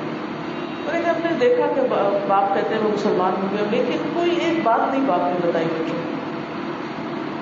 تو کہتے ہیں کہ ہم اسی طرح ہی میری کچھ شادی ہو گئی، شادی ہونے کے بعد وہ دبئی آ گئی کام کرنے کے سلسلے. تو کام کر رہی تھی تو وہاں انہوں نے ایک مسلمان کو اپنے آفس میں دیکھا کہ وہ نماز پڑھ رہا ہے. تو وہ بڑی حیران ہوئی کہ یہ کیسا عبادت کا طریقہ ہے. تو وہ اس کے پاس چلی گئی، کہنے لگی کہ آپ کی جو عبادت کا طریقہ میں اس کے بارے میں جان سکتی ہوں مزید. تو اس نے کہا کہ اس کو نماز کہتے ہیں، تو اس کا کیسے پڑھتے ہیں، کیا اس میں پڑھتے ہیں. تو انہوں نے میری کیسٹ دی اس کو نماز کیا سکھاتی. وہ نان مسلم تھی. کہتے ہیں کہ جب وہ کیسٹ میں نے سنی تو میرے تو دل کی حالت بدل گئی. پھر میں نے ان سے اور کیسٹس لے کے سنی، کچھ اور سنی. پھر کچھ دنوں کے بعد میں مسلمان ہو گئی. مسلمان ہونے کے بعد پھر انہوں نے تعلیم القرآن جو دبئی میں کورس ہو رہا تھا وہ جوائن کر لیا، برانچ میں آ گئی، اور پھر انہوں نے پورا کورس کیا. کورس کرنے کے بعد وہ اپنے طور پر دعویٰ وغیرہ کرتی رہی. اس کے بعد ان کے ہسبینڈ نے ملیشیا میں کوئی کام دیکھا تو ملیشیا شفٹ ہو گئی. اب وہاں انہیں یہی ہوتا ہے ہر وقت کہ میں کس طرح یہاں کے لوگوں کو تعلیم دوں، تو کوئی واقفیت بھی نہیں ہے اور سب لوگ اپنے اپنے مصروف ہیں. تو انہوں نے اسی طرح واٹس ایپ پہ گروپ شروع کیا. اس میں وہ یہ کرتی تھی کہ رب سپارہ یا اس سے کچھ کم یا زیادہ اس کا چنک بنا کے تو انہوں نے اپنے سب کو فارورڈ کرنا شروع کیا. پھر وہ اس کی ڈیمانڈ اتنی بڑھی کہ ہر گروپ میں سے ایک شخص نے پھر آگے اس کو دینا شروع کیا، اور اس طرح تقریباً 1400 لوگ ان کے ساتھ لگ گئے. اور وہ کہتی ہے کہ اٹ وینٹ وائرل، یعنی اور پھر انہوں نے ہر ایک میں پابندی لگائی ہوئی کہ اگلا لیسن آپ کو جب ملے گا جب آپ پچھلا سن لیں گے، اور اس طریقے سے وہ خیر کو پھیلاتی چلی جا رہی. یہ جو طریقہ ہے کہ اللہ تعالیٰ نے جدید طریقے اب دے دیے. پہلے کیسٹ اور سی ڈیز وغیرہ لوگ سنتے تھے، اب لوگ فون پر بہت کچھ سنتے ہیں، اور فون پر سننے کے لیے گانے وغیرہ ہی ان کے پاس آلٹرنیٹ تو کچھ ہے نہیں. تو ہمارا کیا فرض بنتا ہے کہ ان کو نئی نئی چیزیں اور دیں، سکھائیں. تو اب وہ ہفتے میں اس طرح رب سپارہ کرتے کرتے کئی لوگوں نے قرآن پاک مکمل کر لیا، کئی لوگ بیچ میں ابھی پڑھ رہے ہیں، اور الحمدللہ ان تک قرآن کی روشنی پھیل رہی ہے اور وہ خوش ہیں. کیونکہ اس طریقے سے قرآن پاک کی تعلیم اویلیبل بھی نہیں ہے نا، یعنی آڈیو میں لوگوں نے اس کو پوری طرح ریکارڈ کر کے اس طرح عموماً پھیلایا بھی نہیں، الا ماشاء اللہ کچھ اسکالرز ہیں جن کے لیکچرز موجود ہیں، لیکن موسٹلی قرآن کے اوپر نہیں، جبکہ لوگوں کا دل یہ چاہتا ہے کہ وہ اللہ کی کتاب کو سمجھیں اور آگے پھیلائیں. السلام علیکم. وعلیکم السلام.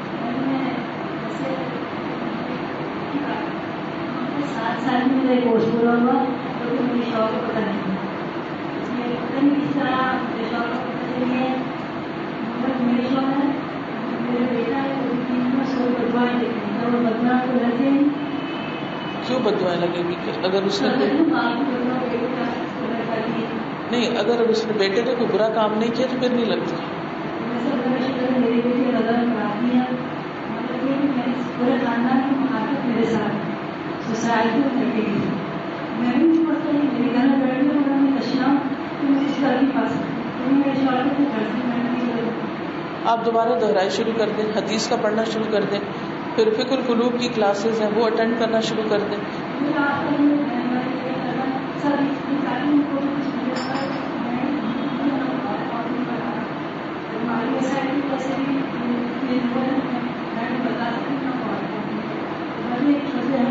آپ اس طرح کریں کہ جو بھی آپ سمجھتے کہ ان کو کیا پہنچانا ہے تو کچھ دوسرے لوگ کیسٹ سی ڈی اسپانسر کر دیں گے دینے کے لیے، آپ ان کو فری میں بھیج سکتی. ٹھیک ہے، یعنی جو لوگ یہ افورڈ نہ کر سکے ان کے لیے الحمدللہ کچھ دوسرے لوگ اسپانسر کرتے ہیں اور وہ اس طرح فری چیزیں دوسروں تک پہنچ سکتی. تو جس کو بھی ایسا کچھ چاہیے وہ ایک اپلیکیشن لکھ کے دے دے تو انشاءاللہ آپ کو پہنچا دی جائے گی.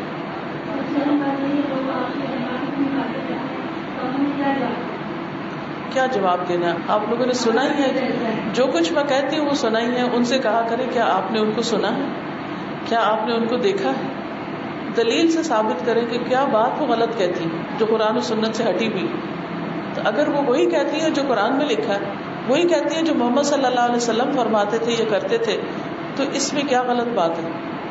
بس اتنی سی بات کہہ کے لمبی چوڑی بحث کی ضرورت نہیں.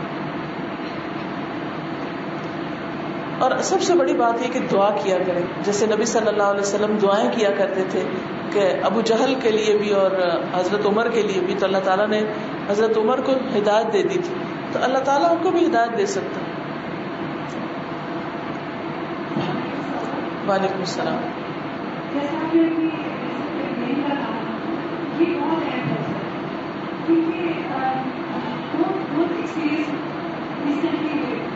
ابھی کل وہاں قبیلوں کی تکلیف تھی، وہاں سے لوگ مل رہے تھے، اس کی بات ہی ہوا کہ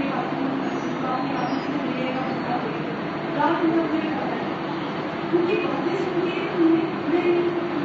میں سوچا کہ وہ اللہ کی لاش میں کہاں کہاں کسی کے سرگردہ ہے، ہمیں کسی کو پوچھ نہیں اس معاملے وہ بتا رہی تھی کہ وہ کرسچن تھی، مسلمان ہوئی اور ان کے خاندان میں وہ واحد ہے اور ان کو ایک غیر ان کے بہن بھائی اور باقی سب جیسے کافی میں رہتی ہے علاقے سے کافی دور علاقہ تھا اور وہ کل بات ہوئی تھی کہ ایسے سبھی کالج کے ذریعے ہم کلاسز جا رہے ہیں. کیونکہ ان کی کچھ سن کے مجھے یہ ہوا کہ آپ میرے علاقے میں کچھ کریں. میں نے کہا آپ ذمہ داری نہیں کی کیونکہ میں ذمہ داری ہوگی کیونکہ اس علاقے میں ٹیچر وغیرہ کا مجھے معلوم نہیں ہے وہاں سے. تو انہیں ہم ساری بات کر رہے تھے تو مجھے بہت احساس ہوتا ہے جو شعری ہے نا اس سے پتہ نہیں کس کس کو کہاں کہاں کیا مسئلہ ہے سامنے آ جاتی ہے. تو اگر ابھی ایسے آج آپ نے بات کی کہ ہو سکتا ہے ٹیچرس کی بات کی کہ ٹیچرس نہیں ہیں تو ہم ہو سکتا ہے کہ لوگ نہ ہمارے پاس دنیا میں بھی الحمدللہ ہمارے پاس سب چیز ویب سائٹ پہ ہو رہی ہے. کچھ آپ نے جیسے واٹس ایپ گروپس کی بات ہوئی کتنے اچھا زبردست آئیڈیا ہے. ایسے کرنے کا مطلب یہ ہے کہ مجھے کچھ کرنا ہے ہر صورت میں. اگر میرے پاس وسائل بارے میں کیسے پتا کریں, ان لوگوں کو کیسے تلاش کریں, یہ اللہ تعالیٰ سے دعا کے ساتھ اللہ سامنے انشاءاللہ. بس ہم کرنے والے ہوں. اس بات پہ میں تھوڑا سا تبصرہ کروں گی کہ میرے گھر میں ٹی وی نہیں, تو مجھے نہیں پتا چلتا کہ دنیا میں کیا ہو رہا ہے. بس سن لیتی ہوں, خبر پڑھ لیتی ہوں, ضروری چیزیں اپنے شوہر سے پوچھ لیتی ہوں, بس اتنا ہی علم کافی ہے مجھے دنیا کا. کیونکہ جتنی ڈیٹیل میں چاہو نہیں پتا اس میں کیا سچ ہے کیا جھوٹ ہے, تو انسان خواہ مخواہ کے تبصرے کر کر کے اپنا اعمال نامہ خراب کرتا ہے. دنیا کے بعد میں اور پہلے ہماری ذات کی پوچھ ہوگی نا, ہم نے اپنے لیے کیا اللہ کی عبادت کی, کیا اطاعت کی. خیر, اب میں جب یہاں آئی ہوں تو جہاں میں رہ رہی ہوں وہاں پر ٹیلی ویژن ہے, اور پھر یہ کہ ملک کے حالات ایسے, اسلام آباد کو اس حال میں چھوڑ کر آئی ہوں کہ وہاں 2 گروپ دھرنا دے رہے ہیں. تو میں تھوڑی سی نیوز بھی دیکھ رہی ہوں, اور لوگ کر کیا رہے ہیں, ہماری قوم کیا کری وہ بھی دیکھ رہی ہوں. تو میں یہ سوچ رہی تھی کہ ایک دنیا کی حکومت حاصل کرنے کے لیے, دنیا کی بادشاہت حاصل کرنے کے لیے لوگ کیسی کیسی قربانیاں دے رہے ہیں. اپنا گھر بار چھوڑ کے, آرام چھوڑ کے, کھانا پینا اور باقی چیزیں چھوڑ کے سڑکوں پہ بیٹھے ہوئے. مقصد کیا ہے؟ دنیا ہے, آخرت کے لیے تو نہیں آئے. تو جن لوگوں کی تمنا جنت کی بادشاہت ہے اور جنت کا اعلیٰ مقام ہے, ان کے اندر یہ قربانی کا جذبہ کیوں نہیں؟ وہ بھوک پیاس کیوں نہیں برداشت کر سکتے؟ وہ تو دن رات نکلے ہوئے ہیں, ہم دن کا کچھ حصہ بھی نہیں نکل سکتے. ہم سب یہ بہانہ کرتے ہیں نا ہمیں گھر سے نکلنے کی پرمیشن نہیں.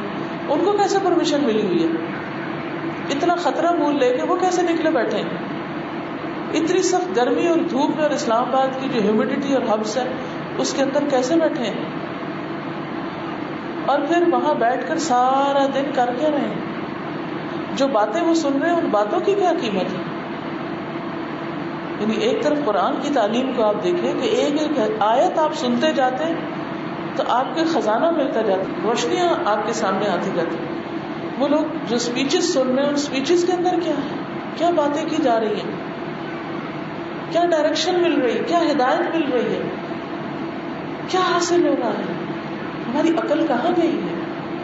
اور جو لوگ جنت لینے کے دعوے کرتے ہیں کہ اللہ ہمیں جنت عطا کر اور اللہ کو راضی کرنے کی باتیں کرتے ہیں, وہ ان کی محنت کدھر ہے؟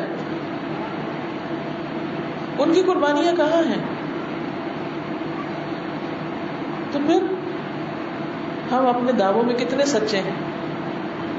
ہمیں سچا ہونے کی ضرورت ہے. آخرت کو پانے کے لیے دنیا کو پانے سے زیادہ محنت کرنی پڑے گی. تو مختلف طرح کے جھوٹے پروپیگنڈے بھی سنیں گے آپ, رکاوٹیں بھی آئیں گی, لیکن اگر آپ اپنے جذبوں میں سچے ہیں اللہ آپ کے لیے راستے بنا دے گا اور آپ کے ذریعے خیر کو پھیلا دے گا. اور اس خیر کو پھیلنے کا نتیجہ کیا ہوگا؟ خود آپ کے اندر عمل کی قوت بڑھے گی, آپ اور زیادہ آپ کو استقامت نصیب ہوگی. جو بھی استقامت کی بات ہوئی ہے نا, استقامت بھی کچھ کر کے ملتی ہے. اللہ تعالیٰ ہر تھوڑے عرصے کے بعد آپ کے اوپر ایک ٹیسٹ ڈالتا ہے, کیا چیک کرنے کے لیے کہ یہ ابھی بھی اس رستے پر رہے گی یا نہیں. جہاں تک استقامت کا تعلق ہے, تو استقامت کا لفظ ہے یہ مستقیم سے, تو صراط مستقیم اور استقامت کا آپس میں گہرا تعلق ہے. ہم سب ہر نماز میں کیا مانگتے ہیں؟ اہدنا الصراط المستقیم, اللہ ہمیں سیدھا راستہ دکھا, یعنی اس پر چلا بھی اور اس پر جما بھی دے کہ ہم اس راستے پر آنے کے بعد پھر کبھی بھی نہ بھٹکیں, اور ہم ہر معاملے میں سیدھا طریقہ اختیار کریں جو اللہ تعالیٰ کا پسندیدہ ہے. رمضان گزرا, ہمارے اندر ایک ہائپ تھی نیکی کرنے کی, طالب القرآن کے کورسز ختم ہو رہے ہیں ایک کے بعد ایک, 2 سال کی محنت اپنے اختتام کو پہنچ رہی ہے, ایک انجام کو پہنچ رہی ہے. اب اگلا مرحلہ اور اگلا سوال یہ ہے کہ اس پر جم کے کیسے رہنا ہے. یہ جو کیفیت ہمارے دلوں کو ملی قرآن پڑھ پڑھ کر, اس کو باقی کیسے رکھنا ہے؟ وہ جو ایمان کی ٹھنڈک ہم نے رمضان میں محسوس کی, اس کو باقی کیسے رکھنا ہے؟ تو اس کا طریقہ کیا ہے؟ اللہ کی کتاب کو تھام لینا, مضبوطی سے پکڑ لینا, اس کو چھوڑ نہیں دینا. جنہوں نے بند کر کے رکھ دی وہ واپس پلٹ جائیں گے, وہ پھر نیچے آ گریں گے. یہ تو مضبوط رسی ہے جس کو پکڑ کے ہم آخرت میں کامیاب ہو سکتے ہیں. اگر ہم نے اس کتاب کو دنیا میں ہی چھوڑ دیا تو پھر آخرت میں یہ ہمارے ساتھ نہیں ہوگی. تو اپنا جائزہ لیں کہ روزانہ ہم کتنا قرآن پڑھتے بھی ہیں کہ نہیں پڑھتے. یہ تو نہیں کہ چھوٹی چھوٹی مصروفیت ہمیں تلاوت سے روک دیتی. نمازوں میں ہم کیا پڑھتے ہیں, کون سی نماز کتنی لمبی پڑھتے ہیں, اس میں جو پڑھتے ہیں وہ سمجھتے بھی ہیں یا نہیں, کتنا حصہ اور یاد کر رہے ہیں, حفظ کر رہے ہیں, کتنا دوسروں تک پہنچا رہے ہیں. یہ ساری چیزیں انسان کے استقامت کا ذریعہ بنتی ہے, کیونکہ آپ نے پکڑا ہوا, آپ کچھ کر رہے ہیں اس کے لیے, اس کے ساتھ کچھ معاملہ ہو رہا ہے, تو آپ بھٹکیں گے نہیں. لیکن اگر آپ نے نہ خود پڑھا, نہ نمازوں میں پڑھا, نہ تلاوت کی, نہ بچوں کو پڑھایا, نہ گھر سے باہر پھیلایا, تو پھر استقامت نہیں ہو سکتی. اللہ سبحانہ و تعالیٰ نے اپنے نبی کو استقامت کا حکم دیا ہے, پھر ہم تو کہاں. سورۃ ہود میں اللہ تعالیٰ فرماتے ہیں فاستقم کما امرت ومن تاب معک ولا تطغوا انہ بما تعملون بصیر, کہ تم ثابت قدم رہو جیسے تمہیں حکم دیا گیا ہے. یعنی جو اللہ تعالیٰ نے احکامات دیے ہیں قرآن میں, ان پہ اب جمے رہو. اور وہ لوگ بھی جنہوں نے تمہارے ساتھ توبہ کی ہے. ہم سب بھی توبہ کا کیا مطلب ہوتا ہے؟ پلٹ آنا, واپس آ. جو ہماری پچھلی زندگیاں تھیں ان کو ہم نے خیر بات کہہ دیا, چھوڑ دیا, ان سے ہم واپس قرآن کی طرف آ گئے. ہم نے قرآن پڑھ کے توبہ کی ہے نا, تو اب توبہ کرنے والوں کو کیا کہا جا رہا ہے کہ اس توبہ پہ جم جاؤ. ایسا نہ ہو کہ وہ حرام کام یا غلط کام یا نافرمانی کے کام جو اس سے پہلے تم کرتے تھے دوبارہ وہی کرنا شروع کر دو, اور پھر موت تک اپنے رب کی عبادت کرتے رہو. وَاعْبُدْ رَبَّكَ حَتَّى يَأْتِيَكَ الْيَقِينُ, کہ اپنے رب کی عبادت کیجیے یہاں تک کہ آپ کے پاس یقینی بات یعنی موت آ جائے. کہ یہ راستہ ہم نے چھوڑنا نہیں, اس میں ترقی ہونی چاہیے, اس میں آگے بڑھنا چاہیے, کیونکہ اگر آپ آگے نہیں بڑھیں گے تو پیچھے پھسل جائیں گے. اگر پہیا آگے کو نہ چلے تو کیا ہوتا ہے؟ پیچھے کو آنے لگتا ہے, زوال شروع ہو جاتا ہے. ایک صحابی تھے سفیان بن عبداللہ الثقفی, انہوں نے عرض کیا اللہ کے رسول صلی اللہ علیہ وسلم مجھے اسلام کے حوالے سے کوئی ایسی بات بتائیے کہ اس کے بعد مجھے پھر کسی سے پوچھنے کی ضرورت نہ پڑے, کوئی ایک نصیحت کر دیجیے. تو آپ نے فرمایا کہو میں اللہ پر ایمان لائے پھر ثابت قدم رہو, پھر اللہ کے سوا کسی اور کی طرف منہ نہیں موڑنا. یہی کا نام ہمارے لیے کہ جو شخص استقامت اختیار کرتا ہے وہ آگے بڑھتا ہے, اور جو آگے بڑھتا ہے وہ جنت میں بھی جلدی پہنچ جائے گا. والسابقون السابقون اولئک المقربون فی جنات النعیم ثلۃ من الاولین وقلیل من الآخرین. سبقت کرنے والے تو بہرحال سبقت کرنے والے یہی مقرب لوگ جو نعمتوں کے باغوں میں ہوں گے, پہلوں میں سے بہت ہوں گے اور پچھلوں میں سے کم ہوں گے. تو اللہ ہمیں کم میں ہی شامل کر دے, ہم نیکی کے کام میں دوڑ کر آگے جائیں. کوئی بلائے تو سستی کے ہمارے نام نہیں کر رہے. یاد رکھیں جب کوئی آپ کو دعوت دیتا نا آئیے کام کرے تو بس کر لیں, اگر آپ نے کیا نہیں تو آپ بس گیا, ختم ہو گیا. تو اگر کوئی آپ کو کہتا ہے آئیں ایک کلاس لے لیں, آئیں تھوڑی سی ہیلپ کر دیں, آئیں دیکھیں فلاں جگہ پر لوگ پڑھنے کے لیے بیٹھے ہیں, آ کے تھوڑی سی ان کی مدد کر دیں, کیا ہمارا حق نہیں بنتا؟ ہم پہ لازم نہیں آتا کہ جس طرح ہماری مدد کی گئی تو تب ہم اس قابل بنے نا, تو ہم بھی دوسروں کی مدد کرنے والے ہیں. تھوڑا سا اپنی زندگی کے عیش آرام سے وقت نکال کے دوسروں کی خدمت میں لگائیں. یہی انسانیت کی خدمت ہے کہ ان کو اللہ کی پہچان دیں, اور یہ قرآن ہی کے ذریعے ہو سکتی ہے. اور پھر مستقل طور پر کام کرے, خواہ تھوڑا ہی کیوں نہ ہو, اس سے استقامت آتی ہے. ان احب الاعمال الی اللہ ادومها وان قل, اللہ کے نزدیک پسندیدہ اعمال وہ ہیں جو مسلسل ہوں, خواہ تھوڑے ہی کیوں نہ ہو. تو ہم اللہ کے محبوب بننا چاہتے ہیں تو پھر یہ کام کرنا ہی ہوگا. نبی صلی اللہ علیہ وسلم کو دین میں سب سے زیادہ پسندیدہ عمل وہی تھا جس کے کرنے والے اس پر ثبات اختیار کریں, یعنی کرتے رہے, پیچھے نہ ہٹیں, مڑے نہیں. اللہ سے دور جائیں گے, واپس جائیں گے, نیچے گریں گے نہیں. اوپر جانے والے تو اوپر جانے والے ہوتے ہیں, وہ پلٹ کے نیچے تھوڑی دیکھتے ہیں, بستیوں میں گرنے کے لیے تھوڑی تمنا کرتے ہیں. حدیث میں آتا ہے کہ آل محمد صلی اللہ علیہ وسلم یعنی آپ صلی اللہ علیہ وسلم کی آل کا طریقہ یا معمول یہ تھا کہ جب کوئی عمل کرتے مستقل مزاجی سے کرتے. کوئی ایک چیز اپنی ذمہ داری میں لے لیجیے اور پھر کرتے چلے جائیے حتیٰ کہ موت آ جائے, چھوڑیے نہیں. اسی طرح نمازوں میں جیسے اشراق کی نماز اختیار کیجیے، چاشت کی نماز، نوافل کی، کوئی نفل جو آپ شروع کریں چھوڑے نہیں، اس سے آپ کے اندر ایک استقامت آئے گی. پھر آپ صلی اللہ علیہ وسلم عصر سے پہلے کی سنتیں پڑھا کرتے تھے جن کو ہم غیر موقعہ کہتے ہیں. تو ایک مرتبہ آپ نے عصر کے بعد بھی پڑھ لی، حالانکہ عصر کے بعد نماز نہیں پڑھی جاتی کیونکہ پہلے آپ پڑھ نہیں سکے تھے. یعنی جو کام بعض اوقات ہم صرف فرض نماز قضا کر رہے ہوتے ہیں کہ وہ سوتے رہ گئے، چھوٹ گئی، اب اس کو پڑھ لیں. تو نبی صلی اللہ علیہ وسلم تو اپنی سنت اور نوافل کو بھی ادا کرتے تھے. جیسے ایک سال آپ کا اعتکاف رہ گیا تھا تو اگلے سال آپ نے کیا کیا؟ 20 دن کا اعتکاف کیا. تو جب انسان استقامت اختیار کرتا ہے تو اس کے بڑے فائدے ہیں، اس کے بڑے ثمرات ہیں. سب سے بڑی بات یہ ہے کہ انسان کی مہلک چیزوں سے نجات ہوتی، یعنی جو گناہ ہلاک کرنے والے انسان ان سے بچ جاتا ہے کیونکہ وہ مصروف ہے نیک کاموں میں، خوف اور غم سے بچ جاتا ہے.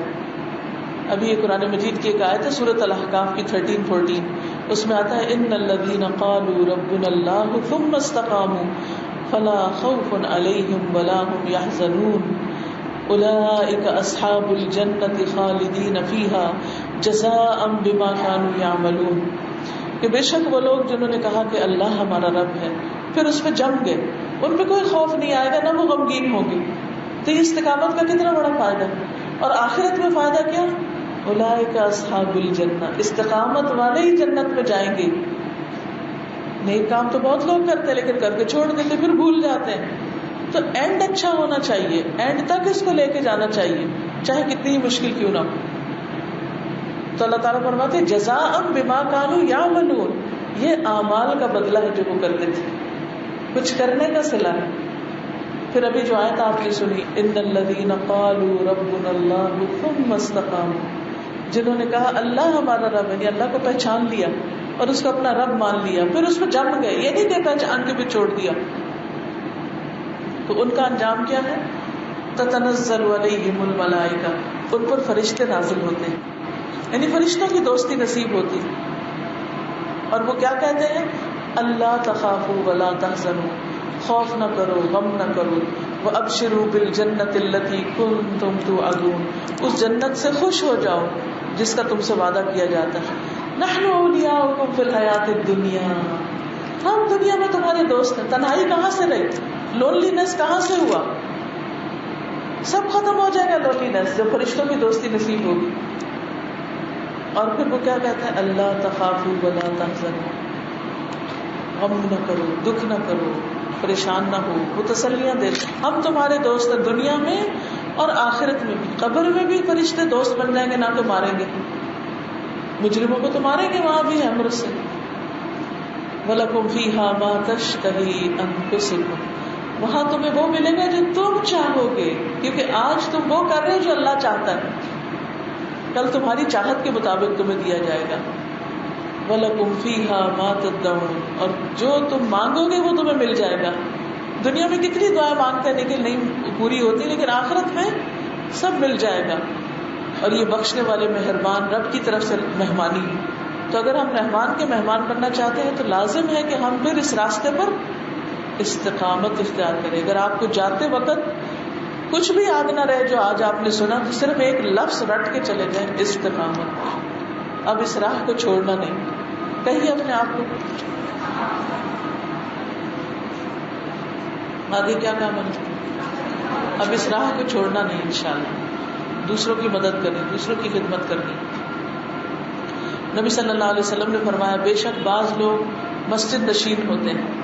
اب مرد مسجدوں میں جاتے ہیں تو عورتیں زیادہ مدرسے میں جاتی ہیں. فرشتے ان کے ہم نشین ہوتے ہیں، ظاہر ہے مل کے قرآن پڑھتے ہیں تو فرشتے نازل ہوتے ہیں. اگر وہ غائب ہو جائیں، چھٹی کر لیں، فرشتے انہیں تلاش کرتے ہیں کہ آج فلاں نہیں آیا. اگر وہ بیمار پڑ جائے تو ان کی عیادت کے لیے جاتے ہیں، ان کے لیے دعائیں کرتے ہیں. اگر انہیں کوئی ضرورت ہو تو ان کی مدد کرتے ہیں، یعنی ان کے لیے راستے آسان کرتے ہیں، زندگی آسان ہو جاتی ہے. اتنا دل کو اطمینان ہوتا ہے میں اللہ کے راستے میں ہوں، میرے سارے کام آسان ہو جائیں گے. جب کوئی بھاری کام آتا ہے نا میرے سامنے، کوئی مشکل چیز آتی تو میرے دل میں فوراً تسلی کی لہر آ جاتی، میں اللہ کے راستے میں کیسے ہو سکتا ہے میں اللہ کا کام کروں اور اللہ میرا کام نہ کرے؟ یہ نہیں ہو سکتا، کرے گا ضرور. اور وہیں سے خوشی ہو جاتی، اطمینان ہو جاتا ہے اور گھبراہٹ ختم ہو جاتی ہے. تو اس لیے یہ راستہ کامیابیوں کا راستہ ہے، دنیا میں بھی اور آخرت میں بھی.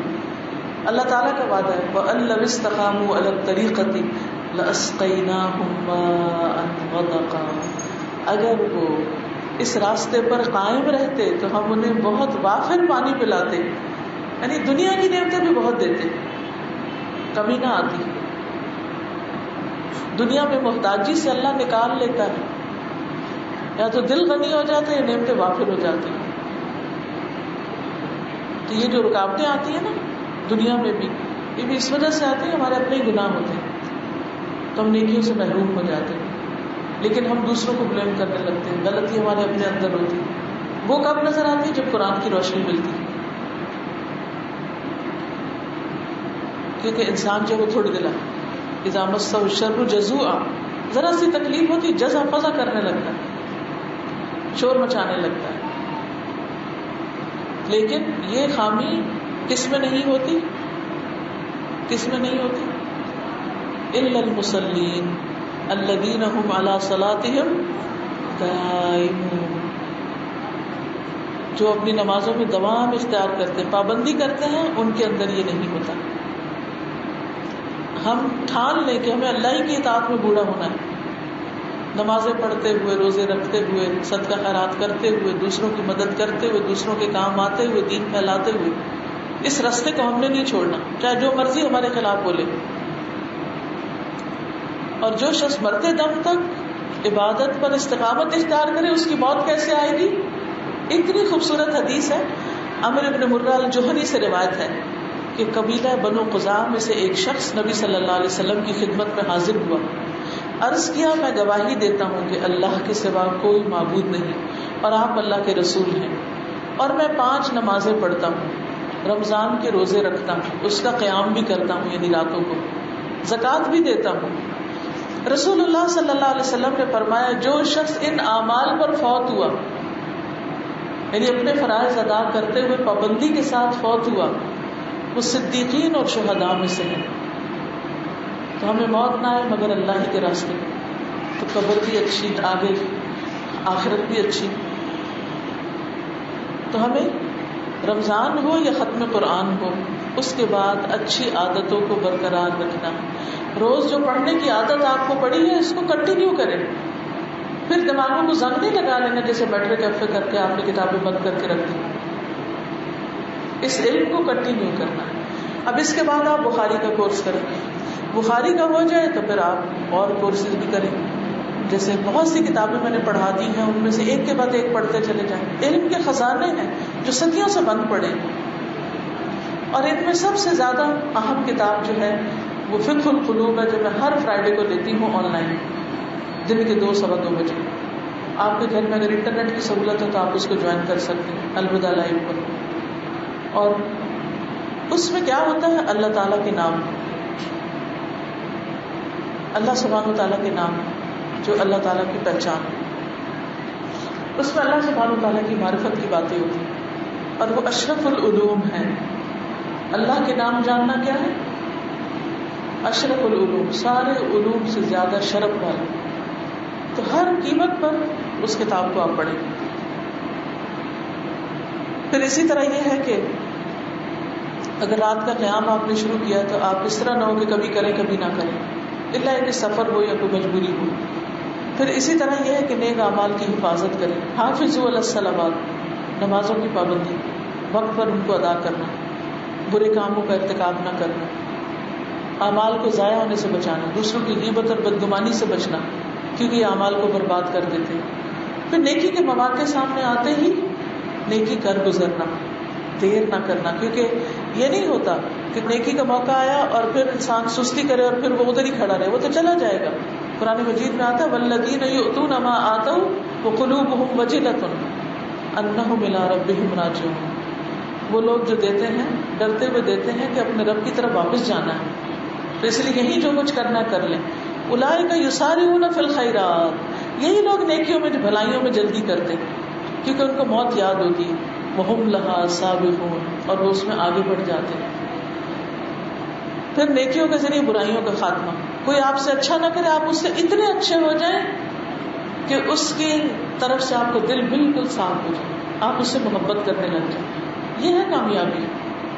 نفرت کرنا تو بڑا آسان ہے، جو آپ کے ساتھ اچھا نہیں اس سے آپ نے اچھا کرنا ہے. دیکھیے پھر نیکیوں کے کتنے موقع آپ کو ملتے ہیں. ادفع باللتی ہی احسن. پھر اسی طرح توبہ کرنی، گناہ ہو جائے تو، کیونکہ یہ نہیں ہو سکتا ہم غلطیاں نہ کریں. پھر اسی طرح یہ ہے کہ رمضان کے روزوں کے علاوہ بھی بعد میں روزے رکھیں، اور قرآن کی سمجھنے کے بعد بھی سمجھنے کا سلسلہ جاری رکھیں. زندگی سے دھوکہ نہ کھائیں، یہ بہت بے وفا ہے. ایک دم ختم ہو جائے گی، پتہ بھی نہیں چلے گا، بتا کے بھی نہیں ختم ہوتی، اچانک ہی غائب ہو جاتی. تو اس کی قدر کر لیں جتنے دن یہ پاس ہے، اور ہر حال میں اللہ کی اطاعت پر قائم رہیں. اپنا محاسبہ کرتے رہیں کہ کتنا آگے جا رہے ہیں، کتنا پیچھے ہو رہے ہیں، اور موت کے لیے خوشی خوشی سے تیاری کریں. ہر دم توبہ استغفار پہ لازم رکھیں، روزانہ استغفار پڑھتے رہیں. عبادت کے لیے وقت ضرور نکالیں. عام طور پر ہم کیا کرتے ہیں، ساری دنیا کے کام کرتے ہیں، جب نماز کا وقت آتا ہے تو ہم پھر بیٹھ جاتے ہیں. تو نماز کو بھی ایسے ہی ٹائم دیں جیسے اور ہم کاموں کو ٹائم دیتے ہیں، ان کے لیے ٹائم مقرر کیا ہوا آپ نے، اور نمازوں کو ضائع کرنے والے نہ ہوں. پھر اللہ کے احکامات کی حفاظت کریں. احفظ اللہ یحفظک، اللہ کی حدود کی حفاظت کریں. اپنے لباس، اپنی حیا، اللہ تعالیٰ کے جتنے بھی احکامات ہیں ان سب کی پابندی کریں، تو اللہ تعالیٰ آپ کی حفاظت کرے گا، آپ کے دین کی، ایمان کی، اعمال کی. اور رات کو سوتے وقت کی دعائیں پڑھیں، صبح اٹھ کے پڑھیں، اللہ کو ہر دم yاد کرتے رہیں. کثرت سے ذکر کرنے والے ہوں، کثرت سے صدقہ کرنے والے ہوں، اور کبیرہ گناہوں سے بچنے والے ہوں. جھوٹ کو خاص طور پر زندگی سے نکالتے ہیں، غلط بیانی. پھر یہ کہ انسانوں کو دھوکہ نہ دیں، رشتہ داروں کے ساتھ صلہ رحمی کریں. یہ ساری چیزیں کیا کریں گی آپ کے ساتھ؟ آپ کو استقامت عطا کرے گی، کیونکہ ہر نیکی ایک اینٹ کی طرح ہے جو لگ کے آپ کی بنیادیں مضبوط کرتی چلی جائے گی. خواہشات کی پیروی چھوڑ دیں. اگر دل میں بری خواہشات ہیں تو کیا کریں؟ اللہ سے دعا کریں، اللہم اکفنی بحلالک عن حرام. اللہ تو میری خواہشات کو حلال جائز طریقے سے پورا کرے اور مجھے حرام سے بچا لے. تو اللہ تعالیٰ سے دعا ہے کہ وہ ہمیں استقامت عطا کرے. چلیے اجازت اب، چونکہ وقت ہو چکا ہے. مجھے بہت خوشی ہے کہ آپ سب مجھ سے باتیں کر رہے ہیں، کیونکہ اکثر لوگ چپ ہو کے بیٹھ جاتے ہیں. جزاکم اللہ خیر. اللہ تعالیٰ آپ سب کی عمر، رزق، مال، اولاد، ہر چیز میں برکت ڈالے. ہماری زندگی بھی اچھی گزرے، موت بھی اچھی آئے، قبر میں بھی اچھا گھر ملے، اور آخرت ہماری سب سے بہترین ہو جائے. اللہ تعالیٰ آپ سب کے وقت میں برکت ڈالے اور آپ کو دور دور تک خیر پھیلانے کی توفیق عطا فرمائے. سبحانک اللہم و بحمدک، اشہد ان لا الہ الا انت، استغفرک و اتوب الیک. اچھا، اسلام آباد میں لڑکوں کا کورس شروع ہو رہا ہے، تو اگر آپ اسے کوئی اپنے بیٹے، بھائی وغیرہ کو بھیجنا چاہیں تو اس کی معلومات بھی آپ کو مل جائیں. میری طرف سے سب کو السلام علیکم ورحمۃ اللہ وبرکاتہ.